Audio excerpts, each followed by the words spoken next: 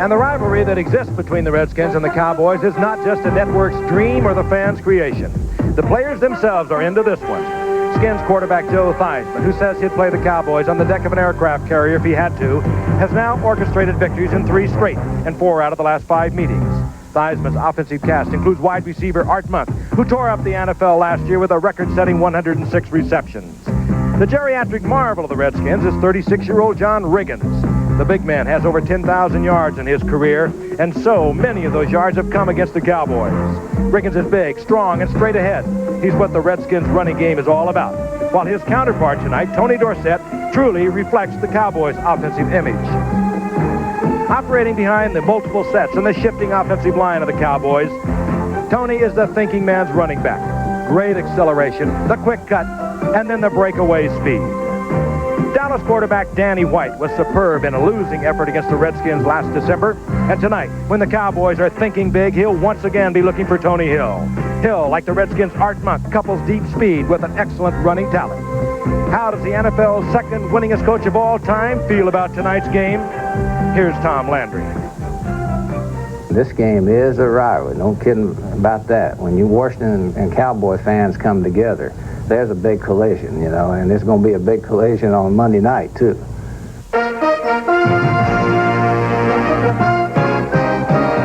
Texas, just outside of Dallas, on a very warm Texas evening. It's a sellout crowd, 63,000 plus, and it's an emotionally charged crowd because it is the Redskins and the Dallas Cowboys. They have had some bitter games in the past. 11 out of 15 of the NFC title games since 1970 have been involved with the Redskins and the Dallas Cowboys. And working with me tonight, a newcomer who I know you have to feel the excitement of this, Joe. You had a similar thing with the Raiders years ago when you played. But here it is. These are professionals down here. They're on Monday Night Football. It's the Washington Redskins and the Dallas Cowboys. What's been going through those stomachs and those minds? Oh, Frank, I know that adrenaline's pumping. Mine is right now, just getting teed up for this game. As a former player, there were times that I literally got sick before a major game like this. But somehow I can't quite envision John Riggins getting that nervous, or even Joe Theismann. I'm looking forward to tonight's contest. I want to see what George Rogers can do backing up John Riggins and also Malcolm Barnwell. They have really helped themselves, haven't they? Barnwell on the outside. He has great speed. They have, and they've also added Tillman as an offensive lineman, too, that down the road is going to be a big plus for them. They're solid, and I guess they should be considered the favorite. We are delighted you are with us, Joe. Thank you, Frank. Looking forward to a great year. And my other partner to my left, O.J. Simpson, has been studying both these teams diligently, as he always does. Redskins have to be favored. They're 11-5 last year. The Cowboys 9-7. What must Dallas do tonight? Well, there's a lot of optimism in Dallas. Their offensive line is finally healthy this year, and of course there's no quarterback controversy. Danny White is the man. But if Dallas is going to win, it relies on the defense. The defense will have to do 2 things. The first thing is they must defeat Washington on first down. If they can keep Washington below 4 yards on first downs, that will keep Riggins and George Rogers on the sideline, and Keith Griffith will be playing. He's replaced Joe Washington, and he plays in passing situations. The other thing that they must do, and there's no other way to say this, they have to rough up Joe Theismann. If they can, Joe just turned 36 tonight, and your bones get a little brittle at that age. And if I was coaching Dallas, I would tell all my players, when you get close to Joe, hit him, even if it's borderline roughing the passer. So what I think you're going to see tonight is a very physical football game, and if Dallas can get 4 sacks, Frank, I think they have an excellent chance of winning this game. Joe Theismann is 36. It is his birthday. It's also little Joey Theismann, his 14-year-old son's birthday tonight. And if he's brittle, O.J., well, he also is making his 61st consecutive start tonight. That is truly remarkable. This ABC Sports exclusive is being brought to you by Pontiac, America's road car company. Pontiac, we build excitement. And by light beer from Miller, everything you've always wanted in a beer and less. And by E.F. Hutton. When E.F. Hutton talks, people listen. And by Prestone 2 Antifreeze. America goes with Prestone. It is a charged crowd. Here is Danny White. A year ago, he was sitting on the bench watching Gary Hogeboom. He ultimately wound up the starter at the end of the season, starting 6th for the season. It was not the kind of year Danny White liked to live through. The controversy, they say, is over, although 3 weeks ago, Danny White suffered a rib-damaging injury, and it was questionable for a while whether he would be able to go. He has not played for the past 2 weeks, so he sees his first action tonight in 3 weeks, and Gary Hogeboom remains on the bench. Deep for the Washington Redskins, awaiting the kick will be Michael Morton. former Tampa Bay Buccaneer, acquired in a trade, and Keith Griffin is also back there. And Rafael Cherry, a 5th-round draft pick from Hawaii that they are ever so high on at the Washington Redskins training camp this year. Set to kick off, Raphael Septien. Of course, a partisan Dallas Cowboy crowd. At least they will be at the beginning. We'll have to wait to see what develops. The Cowboys, 9-7, missed the playoffs a year ago. The Redskins eliminated in the playoffs by the Chicago Bears in the first round. Raphael bangs it into the end zone. They'll stay there for the touchback, covering up Cherry. And Joe Theismann comes out onto the field.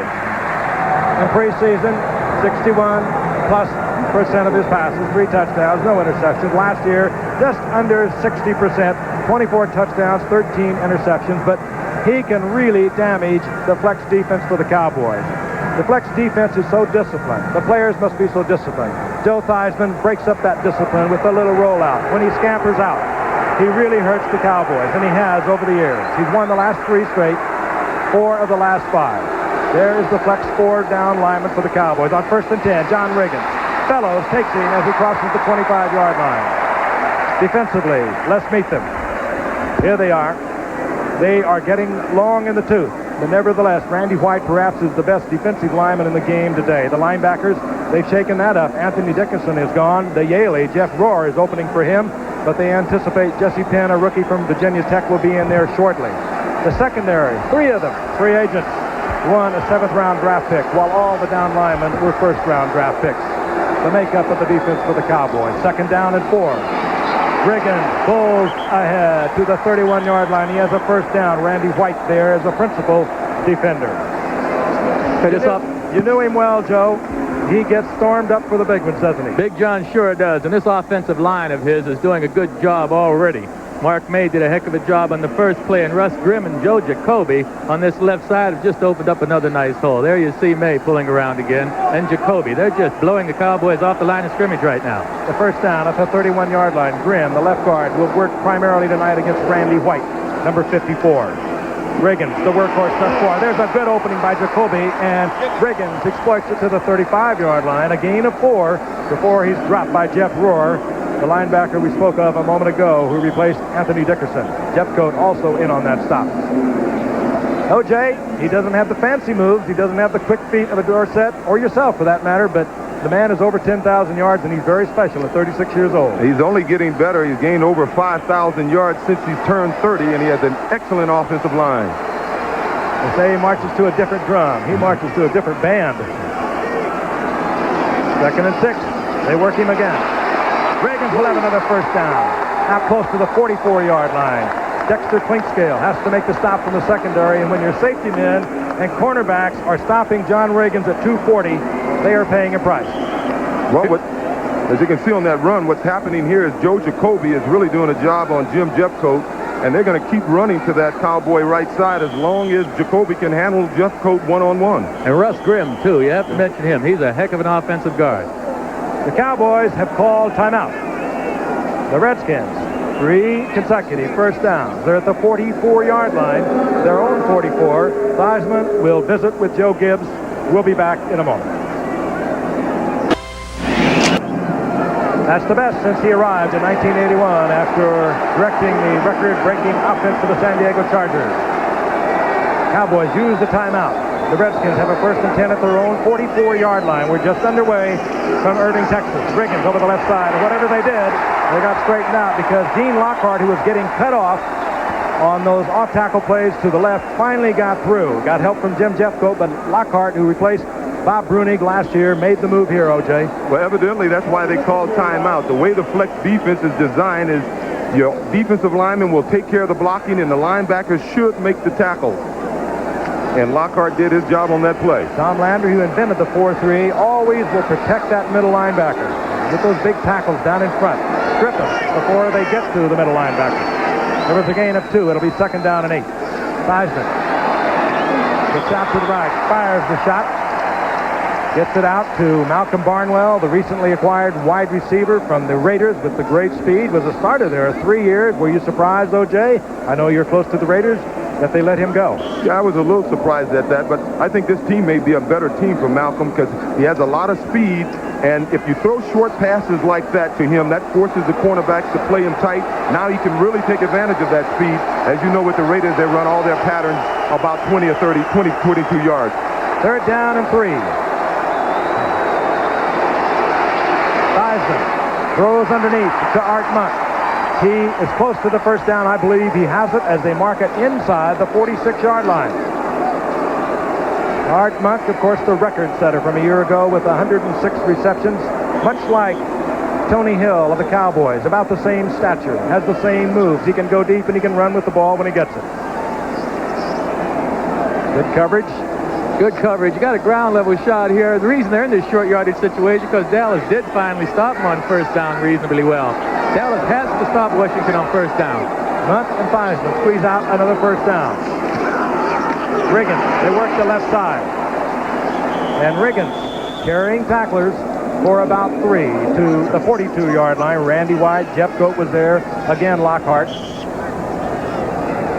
Well, once again, Dallas, I would call that a successful first down play for Dallas. They held them under 4 yards.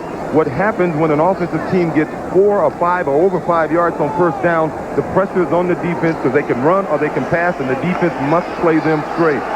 Monk and Barnwell go to the right as Tom Landry looks on. His second down long yardage. Theismann, a lot of times, fires a shot intended out there for Barnwell, and it was Everson Walls providing the coverage. That was a heck of a defensive play. That ball was thrown a little bit short and low, but I believe he'd have still caught the thing. Barnwell just putting a sprint on, Joe, trying to get Walls, who is not very fast, to respect him deep. And boy, you're going to see a lot of those plays this year. Yeah, he put his hand on him, but he recovered. Emerson did a heck of a job recovering and knocked the ball down. That, of course, in keeping with the new rule that loosens things up for the defensive backs. They can do it a little bit more. They can play that football. It's theirs as much as the receiver. Third down and 7. Theismann under pressure. Theismann. Randy White was there, and the sack is back to the 48-yard line. The crowd loves it.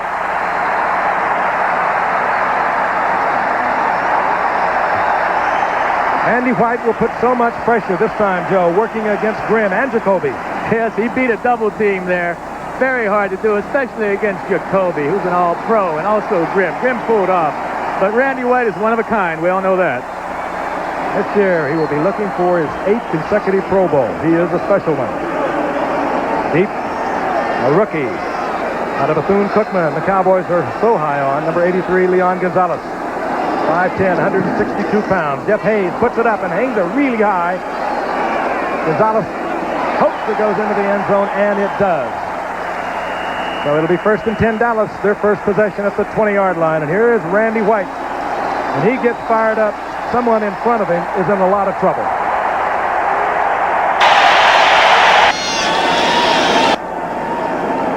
Overall, the Redskins and the Cowboys have met since the Cowboys were formed in 1960. The Dallas Cowboys have won 28. The Redskins have won 20. There have been 2 ties, but the Redskins have won the last 4 out of 5, and they've won 3 straight. The Redskins, of course, 11-5 a year ago, eliminated in the playoffs by Chicago. The Cowboys out of the playoffs for the first time in 10 years with a 9-7 record. No love lost between these 2 teams. That's for certain. 1st and 10 Dallas at their own 20-yard line. The always moving, shifting offense of the Cowboys, and they will move around. Tony Dorsett, 33. Timmy Newsom, the setback, number 30. Danny White fires it in and out of the hands of Tony Hill. Incomplete. Vernon Dean on the coverage. The offensive line for the Cowboys, Danny White works behind tonight, is in pretty good shape. Last year they struggled throughout the season offensively with that line. Injuries galore. There was flag down, and the call was roughing the passer, getting to Danny White. Roughing the passer, number 71, defense, first down. Charles Mann defensively hitting Danny White a little late, and the first down is out to the 30-yard line. There are the 2 setbacks, Dorsett and Newsom. Newsom having replaced Ron Springs at the end of last season. Not a terribly popular decision on the part of the Cowboys here in Texas, but it was one that Landry felt he had to make. Newsom now the single setback. He's a big one, 240 pounds, 6'1". Tony Hill in motion. And Danny White again to the air. Out of the backfield, circling out was Timmy Newsom. Ordinarily a good receiver. That was just good coverage by Rich Malott, the linebacker who dropped right into it. Both teams, oddly, and I say oddly because of the prevalence of the 3-4 now in pro football, using a 4-man down front. These are the 3 linebackers. They provide good coverage. They'll bring in Monty Coleman many times. Of course, great speed in the form of Darrell Green, but last year they struggled against the pass. 25th in the National Football League against the pass last year, and they gave up a lot of big plays. More big plays at 20 yards or more than any other team in the NFL. So the Redskins can be had. 2nd and 10. Good protection for White. Wide open Cosby. Cosby inside the 45 with the 43, first down Dallas. Curtis Jordan made the stop. And when you got a big tight end like Doug Cosby, Joe, he makes a tremendous target. Oh, you have to use him. You know, they run so many coverages, a variety of coverages these days, doubling the outside receivers, that the inside pass receiver has to be able to get downfield. In professional football, they call it a vertical stretch. They want to get down the field. Cosby does a good job of it. A Pro Bowler a year ago. Good blocking tight end as well. First down near the 43-yard line of the Washington Redskins. There is no score. A little more than 8 minutes remaining in the first quarter from Irving, Texas. The Redskins and the Dallas Cowboys. Movement. Redskins move, but Dexter Manley is going to say he was drawn off, I'm sure. The crowd responds quite naturally. Danny White was muscled a little bit. That's what they're concerned about. He's playing with rib cartilage from 3 weeks ago. Referee tonight, Jerry Markwright, sorting it out with his staff. I tell you one thing, the Dallas Cowboy defensive lineman would love to get a shot like that on Joe Theismann. You know, I'm thinking both teams have the same game plan, O.J. They're trying to rough up those QBs. Solid game plan, if you ask me. There's Gary Hogaboom on the left of Tom Landry. Well, more than one thing must have happened. We will not speculate. Jerry Markwright will get it all worked out. Looks like he might be a little agitated. Joe Gibbs certainly is. Ready now for the call. Here's Jerry Markwright. Here's a double foul situation. We have Oregon motion offense. 2 men moving at the snap. We have offside, number 77 defense. Penalties offset. First down. Well, nothing was working. In other words, we started all over again. Offsetting fouls. So it'll be first down Dallas. Number 77 was Darrell Grant. He must have lined up offside. Can't figure that one out. Almost had to be. Otherwise, he would have been drawn off. That's the time remaining in the first quarter. No score. Tony Dorsett, the single setback. Still is yet to carry the ball. Springs up there in the wing spot, and that's Cosby in motion. Dorsett, big opening, and he could have kept his feet. That would have been much more. They have blown it dead at the 36-yard line. Tony Dorsett. And I don't know whether my colleagues are aware. Little-known stats Steve Hurt came up with. While John Reagans is the oldest running back in the National Football League, starting running back, Tony Dorsett at 31 is the second oldest. And that is hard to believe. Dorsett, 6th on the all-time list. Reagans, 5th on the all-time list. Dorsett most certainly, with an injury-free season, will pass 10,000 this season. Second down and a long 3 as Dorsett remains a single setback. Newsom at the bottom in the wing position. Dorsett, they try it inside. There's a trap move. Dorsett breaks the tackle and gets inside the 30. First down Dallas. Neil Okowitz made the stop for the Redskins. That was a very nice move on Tony. That play was designed to go inside of the left tackle, and he gets it outside. He's able to defeat a tackle, and it's important for Tony to have a big game. When Tony gains 100 yards, this team is 39-2, 26-0 here in Texas Stadium. That's one they love to rattle off and tell you. But Tony Dorsett did not have many 100-yard games a year ago, a couple, and he has not had that many against the Washington Redskins.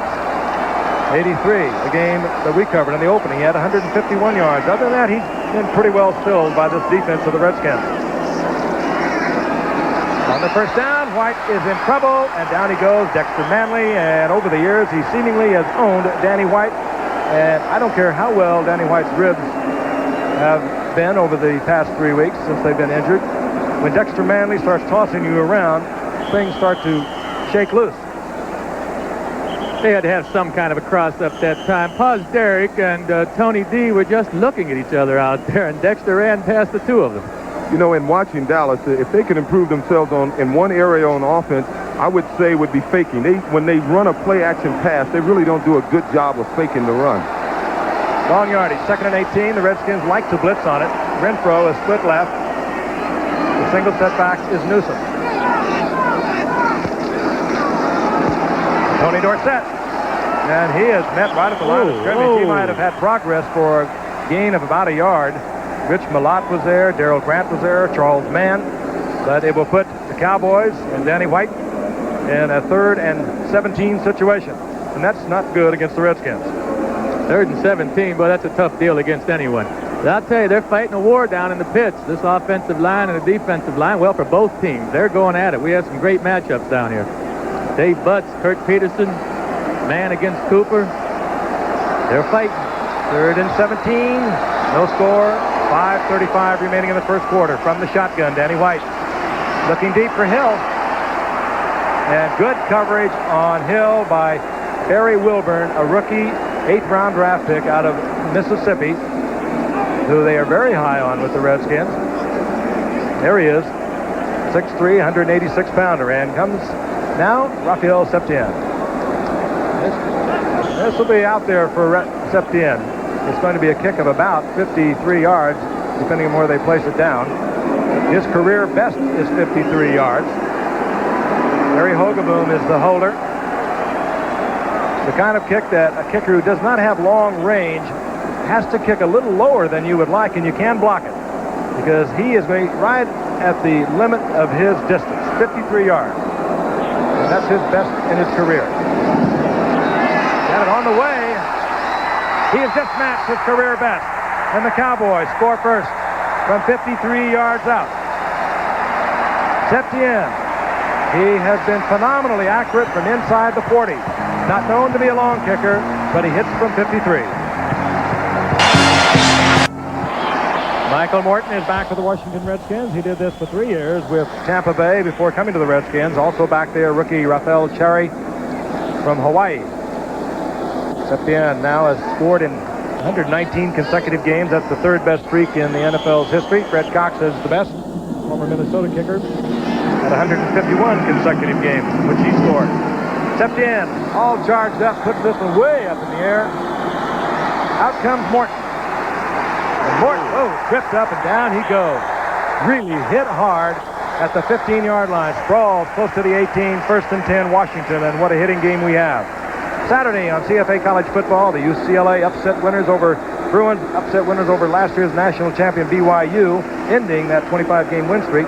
They'll take on Tennessee, or you're going to see Robbie Bosco and the BYU Cougars battling Washington. Check for the game in your area. Coverage begins live at 3 o'clock Eastern Saturday here on ABC Sports. Saturday, CFA College Football.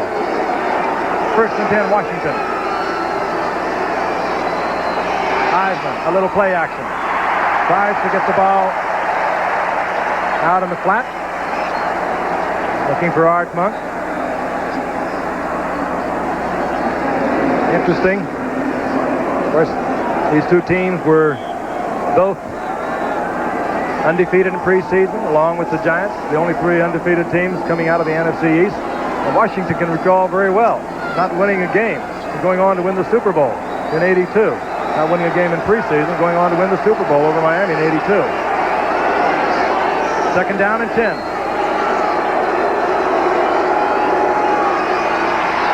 Heisman. Downs goes up. And yes, he comes down with it. Michael Downs leaping in front of Art Monk. Makes the interception, the turnover at the 47-yard line. Heisman lofted that ball a little too high. He had Monk for a moment, Joe, but he hung it up there too long, and Downs got it. That's exactly what happened, Frank. If you don't have someone downfield to help occupy that free safety, he's going to cover a lot of ground, and here Downs does the job. That ball was lofted just a little too high to get there. Well, Everson Walls gets so much of the attention, along with Bill Bates, the free agent hitter on that defense, and Dexter Klingskill. But Michael Downs led this Cowboy team in interceptions a year ago and also in tackles. And he has given the Cowboys a turnover at the 48-yard line of the Redskins. 5:04 remaining in the first quarter. White being pursued by Manley, and he has to hurry and attempt to Dorsett. Again, it was Dexter Manley pressuring. There's Michael Downs, one of those free agents that came up in 81 along with Everson Walls. What a find that was. Dexter Klingskill actually came up in 80, but he started playing in 81. He's the other free agent in that secondary. Well, I like this kind of a boxing match here. Joe's getting some more direction. They opened up the last series with a pass on first down, which I like because Dallas had stopped them earlier on first down. Now here, Washington sends a blitz, and Neil Olkowitz forced White to throw the ball away. Joey Theismann, Joe's son, having his birthday along with his dad, Joe Theismann. Joe, 36 years old today. On second down and 10. White hurried again, and he has a man wide open. And coming down with the football is Tony Hill, and he timed it out beautifully for distance. He gets the first down, and another flag is down, and it could be a holding against Dallas. We'll look at it again. Here they're just playing a basic man coverage. The strong safety's freed up. Hill just ran a turn-in pattern and found the dead spot. Actually, I was wrong. Second down. Second down. I was wrong. It was my first time I was wrong. It was his own coverage. It will not be the last time, believe me. Derrick, the guilty Dallas Cowboy, and they mark it back to the 42-yard line. I bet those offensive linemen get teed off at times. The only time they hear their name mentioned is when they get a penalty called on them. Well, Derrick is working against Dexter Manley. He comes from the blind side of Danny White. They don't want Danny White hit. Dorsett with a quick move. But the defense of the Redskins ever so quick also. Rich Malott was right there. This time there'll be a further loss to the 39-yard line. And now you have a third down, extremely large yardage. You're careful here, right, Joe? Yeah, I wonder if they'll ever bring the quick kick back into pro football. I know it's used in college now and then, but in this situation where you have to get over 20 yards, it's very dangerous to throw the ball under the 20. The team's playing pass defense all the way. This is a risky situation for the offense. One of the fine kickers in football, Danny White out of the shotgun. Interesting speculation. 3rd and 23.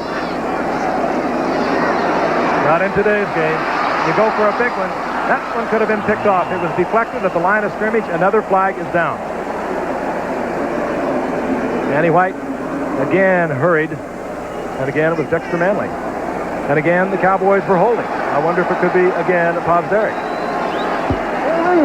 Number 61, offense, penalty declined, 4th down. Nope, they're spreading it around. This time it was Jim Cooper, the other tackle.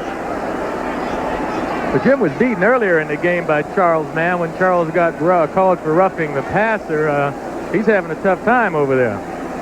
Rafael Cherry, 5th-round draft pick. I talked about him earlier from Hawaii. They are ever so happy to have him. They got him as part of the George Rogers trade. We'll talk about it later. In preseason, averaged 14.3 yards on his returns. And here is Mike Saxon. He replaced Danny White. Actually, they were looking to replace Danny White to give him a little breather. It's Mike Saxon out of San Diego State. Oh, and he puts up a beauty. Takes Cherry all the way to the 4-yard line. Wow, what a kick. And you understand why Saxon is here. And Danny White is now watching the punting unit. Saxon, that 58-yard punt. But it's that high, not much of a return, 7 yards. Fellows, the right cornerback who limped off, stayed on the field for a few moments, but then was able to walk off the field. His spot at the right cornerback has been taken now by Dennis Thurman. Thurman, of course, a 3-year starter at the right cornerback spot, but he's the kind of individual that you would suspect the Redskins would go to work on. He does not have the great speed. And quickly, they work in front of Dennis Thurman, and they go out to Clint Didier. Didier up to about the 18-yard line. Gain of 5. That'll bring up second down at 5. This is a good time to check out Dennis Thurman. You know, a lot of these football games are won on mismatches and lost on mismatches, and Dennis Thurman hasn't been a starter for the Cowboys for a while. If I was on that Washington team, I'd find out if he could cover my best receivers. Out to the left goes Calvin Muhammad. He with the great speed. Art Monk is split up to the top of the screen. They work Riggins to the right side, and the big one, booms over the 20-yard line to about the 23. Close to the first down, perhaps a yard short. John Dutton there defensively as the offensive unit of the Dallas Cowboys gathers on the sideline. Well, evidently they must be talking about how they can slow down this Washington rush. The only way I can see is they're going to have to keep one of their backs in the backfield and help out. You mean the Dallas rush? Yes. No, the Washington rush. We were looking at Dallas on the sideline. That's the time remaining in the first quarter. The only score, a 53-yard field goal by Septien. Cowboys leading 3-0. Play action by Reagan. He's trying to work outside, but it comes underneath to the tight end. That's Don Warren, who opened up. They tried to cover him with the linebacker, Mike Hagman. He could not stay with Warren, who is the best of the receiving tight ends of these Redskins. Certainly the quickest. We have a good play action fake here to hold the Dallas rush. And Joe Theismann, he started off slowly in this game. He had some open receivers and he missed them. Now he's throwing the ball right on target. I saw him practice a little bit last week, and he didn't miss a receiver in over 25 minutes of practice time. We'll see that again. Don Warren wide open as Mike Hagman, the linebacker, struggled to stay with him. First down and 10. You know, guys getting better with age. I think Theismann's getting better and better, too. I don't know how much longer he can play, but boy, just watching him work tonight and having seen him last week, I think he's terrific. Apparently there's something, that is the problem. The clock, the 30-second clock, is at 11 seconds. That cannot be right. Theismann instantly picked it up when he came out of the huddle. He says, hey, man, I got a little more than 11 seconds to work with. Now they're going to try and work it out. Joe, you want to talk about age. You know, I mentioned earlier that John Riggins has gained over 5,000 yards since he's turned 30, and you got to wonder about that. I gained 1,600 yards after I turned 30. I think, Frank, you gained about 252 yards. I read that today myself, and I resent that. I went out and played wide receiver until I was 35. How many yards do you think Joe Namath gained after he turned 30? Golden Will, 15 yards. 15 yards, but you see, I wasn't trying to run with the ball back then. They're trying to figure out what is wrong with the electronic timing device, and I'm quite sure that Jerry Markwright is saying if we can't get it fixed in a moment, we'll take care of it right here on the field. Meanwhile, we've been told that somebody fell on Ron Fellow's leg. They're checking it out. It has not been determined whether he'll be back or not. Thursday night, the Raiders and the Chiefs, and boy, they played some great games, haven't they? Oh, it's going back to my days in the AFL. We had some great games. Special time, 8 o'clock Eastern time. It'll be Plunkett against Kinney. Kinney, 3 touchdown passes this last week. Carlos Carson, great receiver, and of course, Dopey Williams, Marcus Allen for Raiders. First and 10, the Redskins at their 40-yard line. The blitz is on. Riggins over the right side, and he's dragged down by Michael Downs, who was coming up for the blitz. He was a little late, but he timed it out perfectly. And it's a good thing he made the play, too, because John Riggins had a lot of running room ahead of him. Apparently the clock, the 30-second clock, is okay. They just have reset it, and now it is working. Second down and 7. We have 1:50 remaining in the first quarter. The clock is moving. Cowboys on top, 3-0 over the Washington Redskins. This is the first game of the season for both ball clubs. Riggins again, getting away from Klinkskell, crawling out over the 45-yard line, but it will leave Theismann in a pass situation, 3rd and 4. I'm quite sure we'll see Keith Griffin, number 35. Don't know whether we've touched on it yet, but Joe Washington, who worked in the passing situations in place of Riggins over the past few years, traded to Atlanta, as was Charlie Brown. We get R.C. Thielman, a fine offensive lineman for these Redskins, a Pro Bowl offensive lineman. So Keith Griffin, second-year man from Florida, brother of Archie Griffin, is in there now. He works out of the backfield on the passes. Theismann trying to get it deep to Monk, who is working against walls. Overthrown. It'll be 4th down.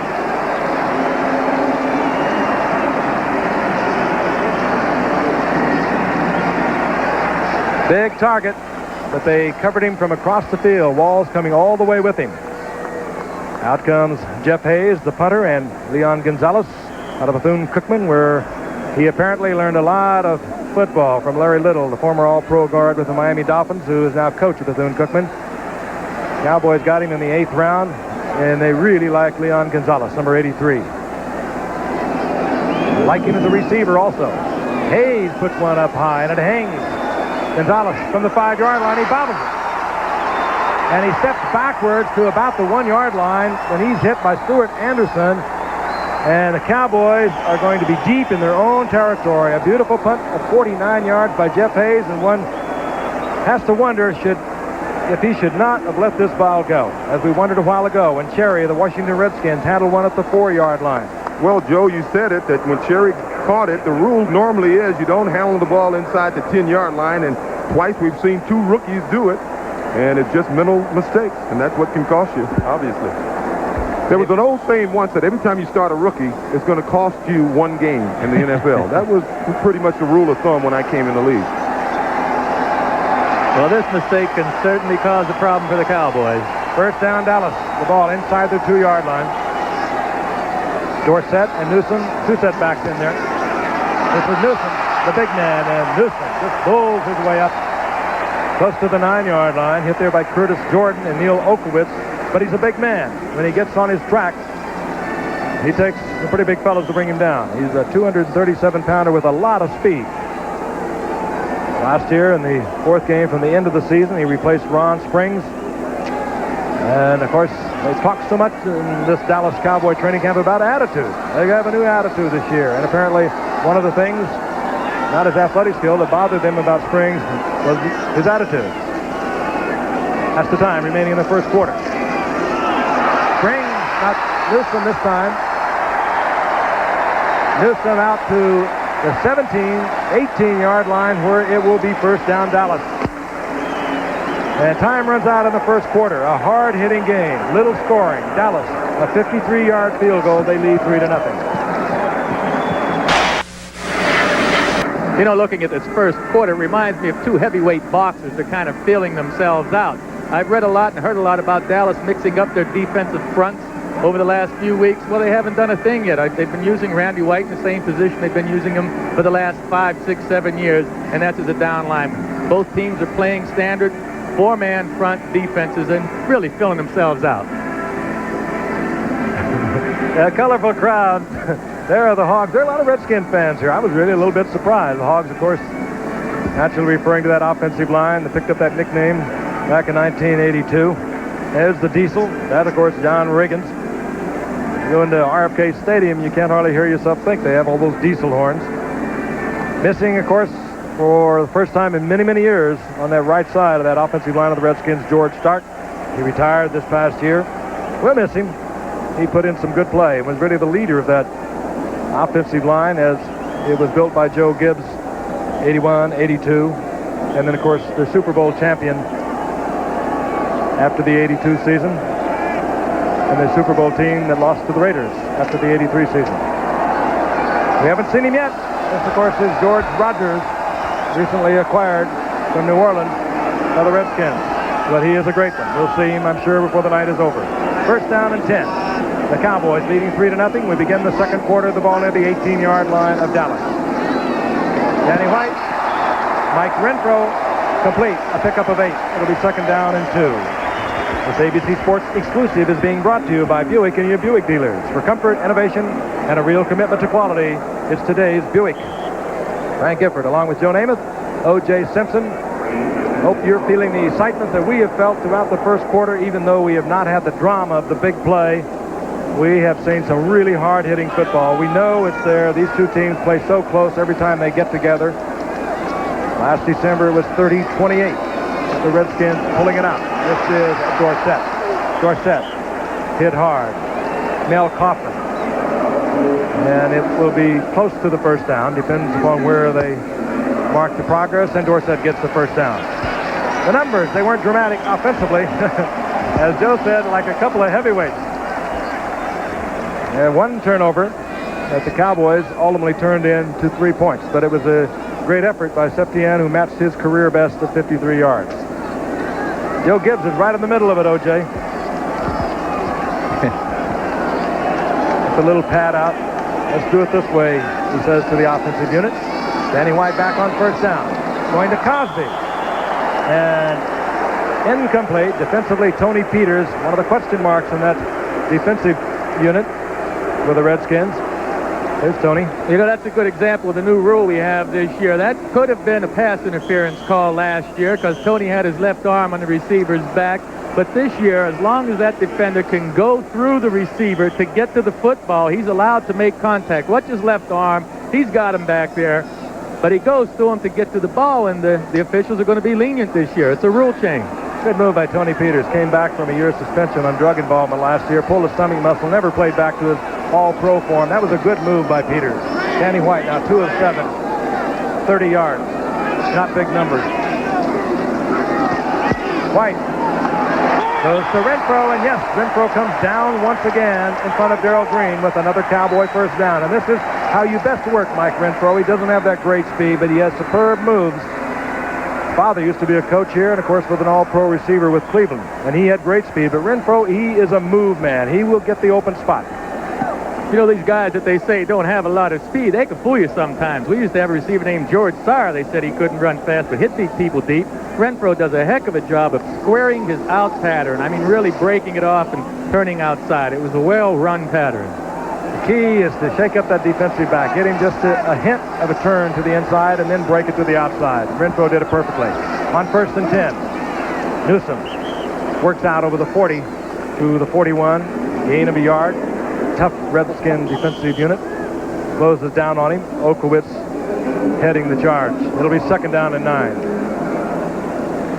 Ed Too Tall Jones. Speaking of heavyweights. He tried it in 79. Came back. Everyone said he was terrific. But what are you going to tell him? That he wasn't? Actually, he's played his best football since he came back after being out in 79, trying to make a run at the heavyweight boxing crown. 2nd down and 9. We're in the 2nd quarter. Cowboys are leading 3-0, and Dallas has used another timeout. Dallas is down to 1 timeout. But I guess that's better than turning it over. Pete Rose did not break Ty Cobb's record tonight. He did not play. Cincinnati, however, defeated San Diego 2-1. And whenever Pete Rose makes that dramatic move, well, it was dramatic enough when he made the tie at 4,191, but whenever he gets the record, ABC will be there with a report. 13:29 remaining in the first half. Dallas leading 3-0 over the Redskins. 2nd down and 9. The ball at the 41-yard line of the Dallas Cowboys. Blitz is on. Deflected. The attempt to Doug Cosby. Batted away. Good defensive play. Again, Tony Peters' coverage of Doug Cosby. Well, one positive thing for the Cowboys is in the first quarter, their offensive line really wasn't giving Danny White much room or the runners much room. This quarter thus far, at least on this drive, Danny White has had plenty of time to throw the ball. The end defense comes in for the Redskins. They bring in the rookie, Rafael Terry from Hawaii, another rookie, Barry Wilburn from Mississippi, an 8th-round draft pick, Cherry a 5th-round draft pick. They like him a lot on Washington, and from the shotgun on 3rd and 9. Danny White fires, and it is complete to Tony Hill, and he comes down with the football. Great concentration by Hill. He knew he was going to get hammered, and he did. He did get hammered, Frank. Curtis Jordan, the free safety, came over and laid a lick on him. I'm surprised he held on to the football, but Tony Hill is one of the top receivers in the game. Here you see Tony running downfield. He gets turned over to the inside. It's just a simple zone coverage, and the free safety didn't get there quickly enough. Jordan, another question mark at that free safety position, laying way off of Hill there. The Cowboys get the first down. They're in Redskin territory at the 43-yard line. Dorsett tried to change his direction, O.J., and just couldn't do it. But he can do it better than most. Well, that's another case of Washington's defensive line defeating the offensive line of the Cowboys. Normally, if a back is getting tackled by down linemen, that means your offensive line is not doing the job. That's right. You know, that was Todd Lieberstein that got in there that time. You got a fresh man in the game. We'll see a lot of that tonight, as much as either team can do with the 45-man roster, because it was about 90 degrees, perhaps, well, it was 96 degrees on the field just before kickoff. Probably has cooled somewhat. There was a loss of 2 on that play. It's 2nd down and 12. Newsom in motion and into the pass pattern. Danny White in trouble. Drops the football. It's loose. And covering quickly is Rafferty, the center. but the loss will be all the way back to midfield. That's a big break for the Cowboys getting that ball back. Tom Rafferty, the only offensive lineman to start every game for the Cowboys a year ago, as their offensive line was really racked up with injuries. Yeah, it's amazing what a quarterback can do if you give him some time. He can look great without the time. You look really ordinary, can't you, if you don't have the time. Third down, long yardage. From the shotgun.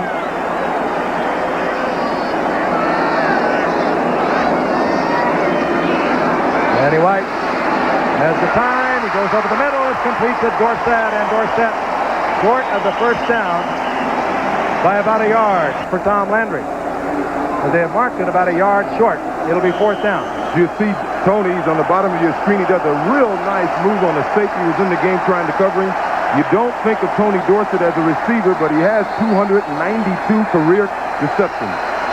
And he is deadly once he gets his hands on it. Last week, caught a little screen pass in the final preseason game. 24 yards, zip, a touchdown. They'll go on 4th and 1. The two setback offense. Newsom and Dorsett. The big tight end, Cornwell to block. Newsom, big opening. Newsom has a first down to the 32-yard line. Tripped up by Okowitz, but that was one he could have popped really big. And O.J., as you I know so well, those short yardage plays, when they open, sometimes you got zipped to the goal line. I was surprised they ran the ball. As I said earlier, on running plays, Washington has been doing a super job against Dallas's offensive line, and on that play, they got plenty of penetration from their down linemen, especially Gerald Grant, number 77. They have Lieberstein back in the game. I wonder if Manley is okay. Lieberstein stays in a defensive left end. Dorsett on 1st and 10. Big opening. Look out, great speed. Good tackle by Curtis Jordan. So many times you see Dorsett with that quick acceleration pull away from a defender. Jordan hung in there, but Dorsett will get another Cowboy first down. Take a look at this. Washington did a good job of getting penetration, but Tony, I think he's beginning to feel it a little bit. Turned up right away, and I was a little surprised that he wasn't able to run away from Vernon Dean there, but it's a 9-yard gain or 10-yard gain and a first down, and that's all Dallas would like to have now. A couple of defensive shakeups for the Cowboys. Smirik hurt his arm again. He's been out all of preseason with it. He's the defensive tackle. They bring in for Dutton on the pass rush, and Ron Fellows has a sprained knee. Dorsett, that characteristic stutter step, looking it over, and then the quick acceleration. He pops for 3. It'll be 2nd and 7. He's really beginning to feel good. If you let a back get some room early in the game and he gets his legs under him, he feels a little cocky. On that play, Tony took his little hop. He wanted to go to his right outside, but he is feeling so well that when it opened up inside, he was still able to get in there quick. He is remarkable when you think about it. He's well over 9,000, heading for 10,000. Never really had a serious injury. 9-year veteran. He's picked up 27 tough yards tonight. On 2nd down, Newsom. Oh, he is really whacked. Dave Butts, the big man, the big left tackle, in there, 65. I'm going to pause 5 seconds and allow our stations to identify themselves on our inaugural 1985 NFL Monday Night Football game. 32 Alive, WLKY-TV, I'm with Joe Louisville. Namath and O.J. Simpson watching a bitter rivalry. The opening of the season for the Redskins and the Cowboys. The Cowboys leading 3-0 in a hard-hitting game. Raphael Septien has hit from 53 yards out. The Cowboys have the football. 3rd down and 6. And here is Danny White running out of the pocket. White. Newsom bobbles the ball. If they mark it at the 1, it should remain Cowboys football. Darrell Green runs it out of the end zone. It's a 16-yard pickup. They must have called the ball dead because Darrell Green had a perfect right to run the ball out of the end zone without a whistle. They called it dead, but I'm not too sure it really was.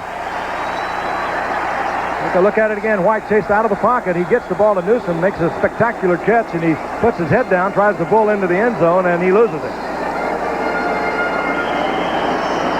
Coleman and Wilburn, and it was so close. Was he down? You'll have to be the judge. Harry lost control of the ball. It really was close. Had the knees touched. This first down, goal to go. They mark it at the 1. The Cowboys keep possession. Cornwall, the big tight end on the move. Newsom into the end zone. And the Cowboys extend their lead. Mark Tuinei moved from the defensive tackle position of a year ago. The offensive tackle was in on that goal line play.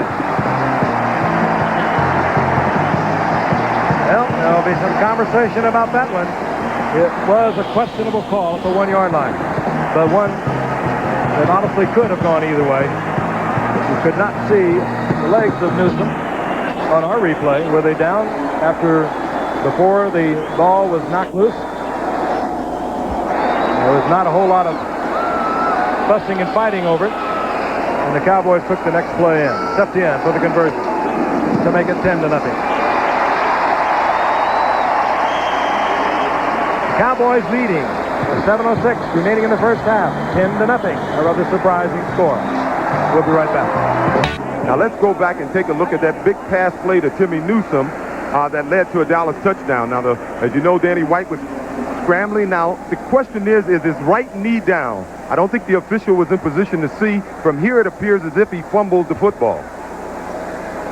A very tough call either way. They mark it at the 1, and Newsom on the next play took it in. Unfortunately, or fortunately, depending upon your viewpoint, the instant replay that they experimented with during the preseason, and they reversed at least one call that I know of in a game that we did with the 49ers. Well, they are not using that for the season. They're going to evaluate the preseason use of the replay to change the play a little later on, and I guess we'll hear more about that next spring. That's certainly not in effect this season. Set to go with 7:06 remaining in the half, and the Cowboys on top now, 10-0. Septien to kick off. Michael Morton is deep for the Redskins. Septien is really pumped up tonight. He carries that into the end zone, and Morton will bring it out. Hit at the 20 and sprawls out to the 23. The first man there, Victor Scott, for Dallas. Tough hitting football game. They always are, and if you ever think they might get out of hand, well, don't think too much about it. We saw the Cowboys come back from 23-3 in 1983 to win that game. They were down that at halftime. That's Timmy Newsom, who got in for the touchdown, his 16th of his career. And George Rogers has come into the game now for the Redskins. Acquired from New Orleans, former Heisman Award winner. 4,700 yards he's already gained in a 5-year career. A brilliant career also at South Carolina. George Rogers. Good shot by Theismann to Didier. Didier comes down with it. Redskin first down out at the 42-yard line. 19-yard pickup, and he did it right between Bill Bates and Dexter Clinkscale. Oh, Didier did an excellent job of reaching up and catching that football. And Joe is back on target. As I mentioned earlier, I'm surprised the Redskins haven't been able to get on the scoreboard yet. A fine catch and a perfect strike. But Dallas defense has been doing a heck of a job. There is George Rogers. 6'2", 229-pounder. Held under 1,000 yards last year when he was forced to alternate with Earl Campbell. He didn't like it at all. He's now a Redskin, and Clinkscale on the blitz. Drops Rogers right at the line of scrimmage. You know, even when Riggins was in the game, Clinksdale was coming up on the line and blitzing quite a bit. What does this say? Let's hope it's true. Very artistic fans down here. There was a gain of about a yard, so we'll call a second down and 9. Art Monk stood out to the right. Calvin Muhammad to the left. Theismann has it batted away and unable to get back to the football was linebacker Gene Lockhart. Remind you at halftime, I look at a couple of highlights, a couple of major upsets, and boy, there were some beauties around the league yesterday, and Joe had a very interesting visit with John Riggins, a very interesting, colorful individual, including John Riggins talking about the acquisition of George Rogers, how he felt traded to Washington. He's splitting time now with John Riggins. Third down and 9. Theismann now 5 of 10, 49 yards, 1 interception. Keith Griffin in the lineup. Ooh. Movement and contact was made. Theismann is saying they were drawn off. It was Didier who got downfield, pulling Randy White off, I would presume. You know, you mentioned Randy White. White, Jeff Coat, Dutton, and Jones. You know, they were the only 4 in the entire NFL to start every game last year as a defensive front. The rest of the league, the NFL, every one of the teams had players hurt, game in and game out. False start, number 66. Offense. Well, it was Joe Jacoby on the left side who made the false start. I think, quite frankly, it was Didier who turned upfield on it. And Joe got the blame for it. Big man. Looks like a house on that left side. 305 pounds. They're fun to run behind, though, aren't they, O.J., when they're that tall and that wide? I was saying that's one team that even at 38, no, I won't say I can come back, but 2 years ago I thought I could play for this Washington team. Third down, long yardage. And big Ed Jones, did he get back on? No, a flag falls. Theismann has a free one. Going to Calvin Muhammad. And yes, Muhammad comes down with it. A circus catch at the 30-yard line. 32-yard pickup. That will stand. It was Ed Jones jumping offside. So Theismann had a free one to work with. Here's where Theismann's experience comes in. Now, most quarterbacks would have thrown a short pass there. If you get a free play, always throw the ball to the guy who's running the longest pattern. He knew it was offside. He knew he had a free play. So throw the ball downfield, and Calvin Muhammad, the former Raider, did a super job of catching the ball over his outside shoulder. Tough catch. Oh, the Redskins have speed on the outside now with Muhammad and Barnwell, Art Monk. First and 10 at the Cowboys' 30-yard line. Theismann, Monk, and he doesn't hold on as he is hit by Dennis Thurman. That's when he bobbled before Thurman got there. Just a little loss of concentration. I mentioned that you can't predict anything by the early scoring between these two teams. It was a year ago in that final game of the season. The score was 21-6, Dallas in the third quarter. And Washington came back to win at 30-28. This is the Redskins' deepest penetration tonight. And we have 6 minutes remaining in the first half. Second and 10. Blitz is on. Rogers struggles just inside the 30-yard line. A gain of a yard, if that. John Dutton there defensively for Dallas. Tell you what's surprising me so far is the success Dallas is having with the blitz. Joe Theismann being the seasoned veteran that he is on this offensive line, you'd think that they'd be able to cope with the blitz and pick it apart. But Dallas has got the heavy edge so far. And Dallas with the blitz on several occasions have blitzed on the running play, and we've seen good tackles by Clinkscale and Dennis Thurman, both on the blitz, and Michael Downs. Third down 9. 4-0 defense in for Dallas. Theismann, Muhammad, and he has first down yardage. Good pattern, good pass, good execution by everyone as Muhammad gets the first down in front of Victor Scott at the 17-yard line. Say, with the speed that Muhammad has, he just drives that cornerback back. That time is Vic Scott. He had to respect Muhammad. He had to respect him, too, because it was a blitz, and he was one-on-one back there in the secondary, and you have to give Muhammad some room. Redskins have something working. They're near the 17-yard line of the Dallas Cowboys. They trail 10-0, 5:15 remaining in the first half. Didier, the move man. Theismann fires to Didier. Did he get in? No. They're saying he's short of the goal line when he went down. 16-yard pickup. Didier, good receiver. He was on the move, got into the pattern. And Washington seems to be getting their things together here on offense. Now Didier is wide open. I don't know. It must have been a busted coverage. Clinksdale can't quite hold on to him. But to have a receiver that open in the secondary, you have to figure it was a broken coverage. 3 receptions tonight for Didier. 40 yards, this time for a first down and goal to go. John Riggins back in the lineup. Otis Wansley, he'll be the lead blocker in front of Riggins. They usually work over on that left side. There they go. Held short is John Riggins. And they don't fool around with him much. You have a pretty good idea where they're going when they get down there close. Grimm and Jacoby over that left side. They're mammoth. Unusual to see Big John Riggins trying to jump over the crowd, you know. Got to pull a Marcus Allen on him. Now the capacity crowd, the chant is picked up. Defense, defense. Tough down here. Strong offensive line with these Washington Redskins. And they got the 240-pound John Riggins to fire at him. Riggins again. And on the second effort, Riggins is in, as he so often does. 36 years old. He indeed is a geriatric marvel.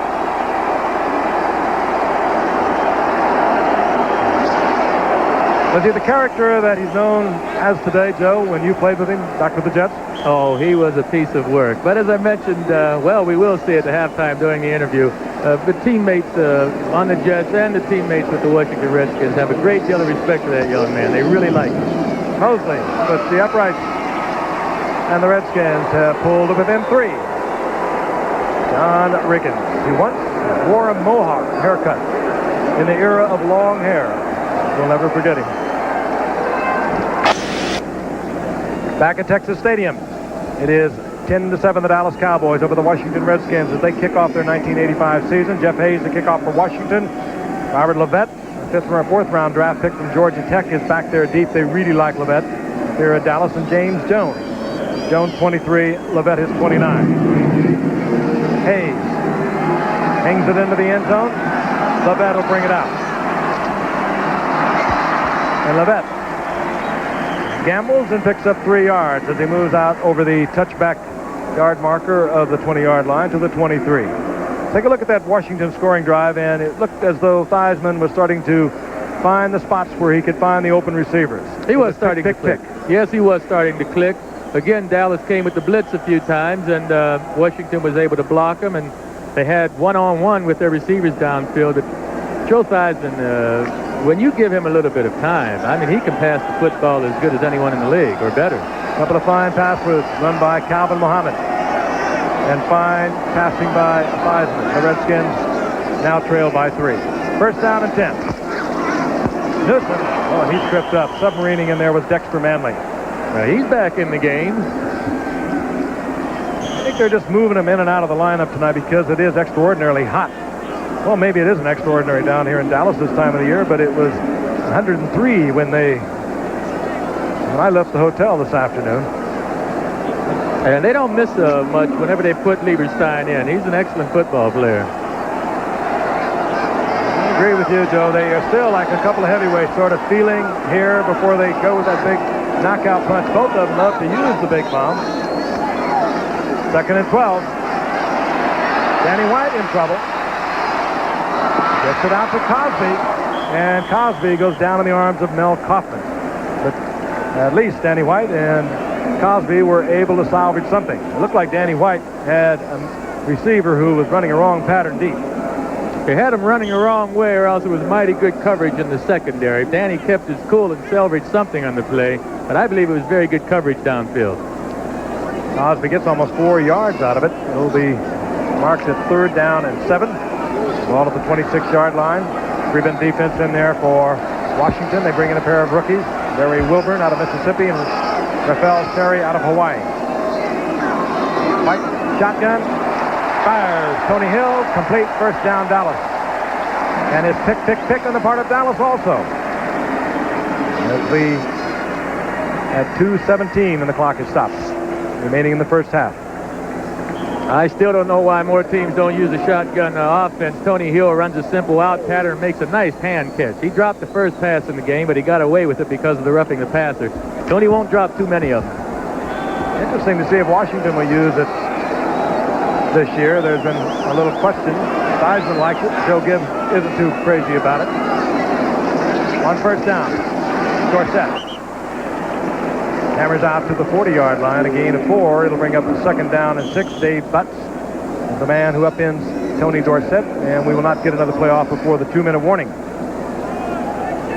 Hard-hitting game between two bitter rivals. They have so often either won or finished second as Eastern Division champions. The Redskins have been there the past 3 years. We'll be back. Back in Dallas, 2 minutes remaining in the first half. Reminding you to stay with us at halftime. We going to have a interview with John Riggins. Joe went up to visit him this past week. Very interesting interview. He's very open-minded, very candid in his talk with Joe. Also some highlights, a couple of major stunning upsets. Miami going down, the 49ers going down to defeat yesterday the 2 Super Bowl combatants.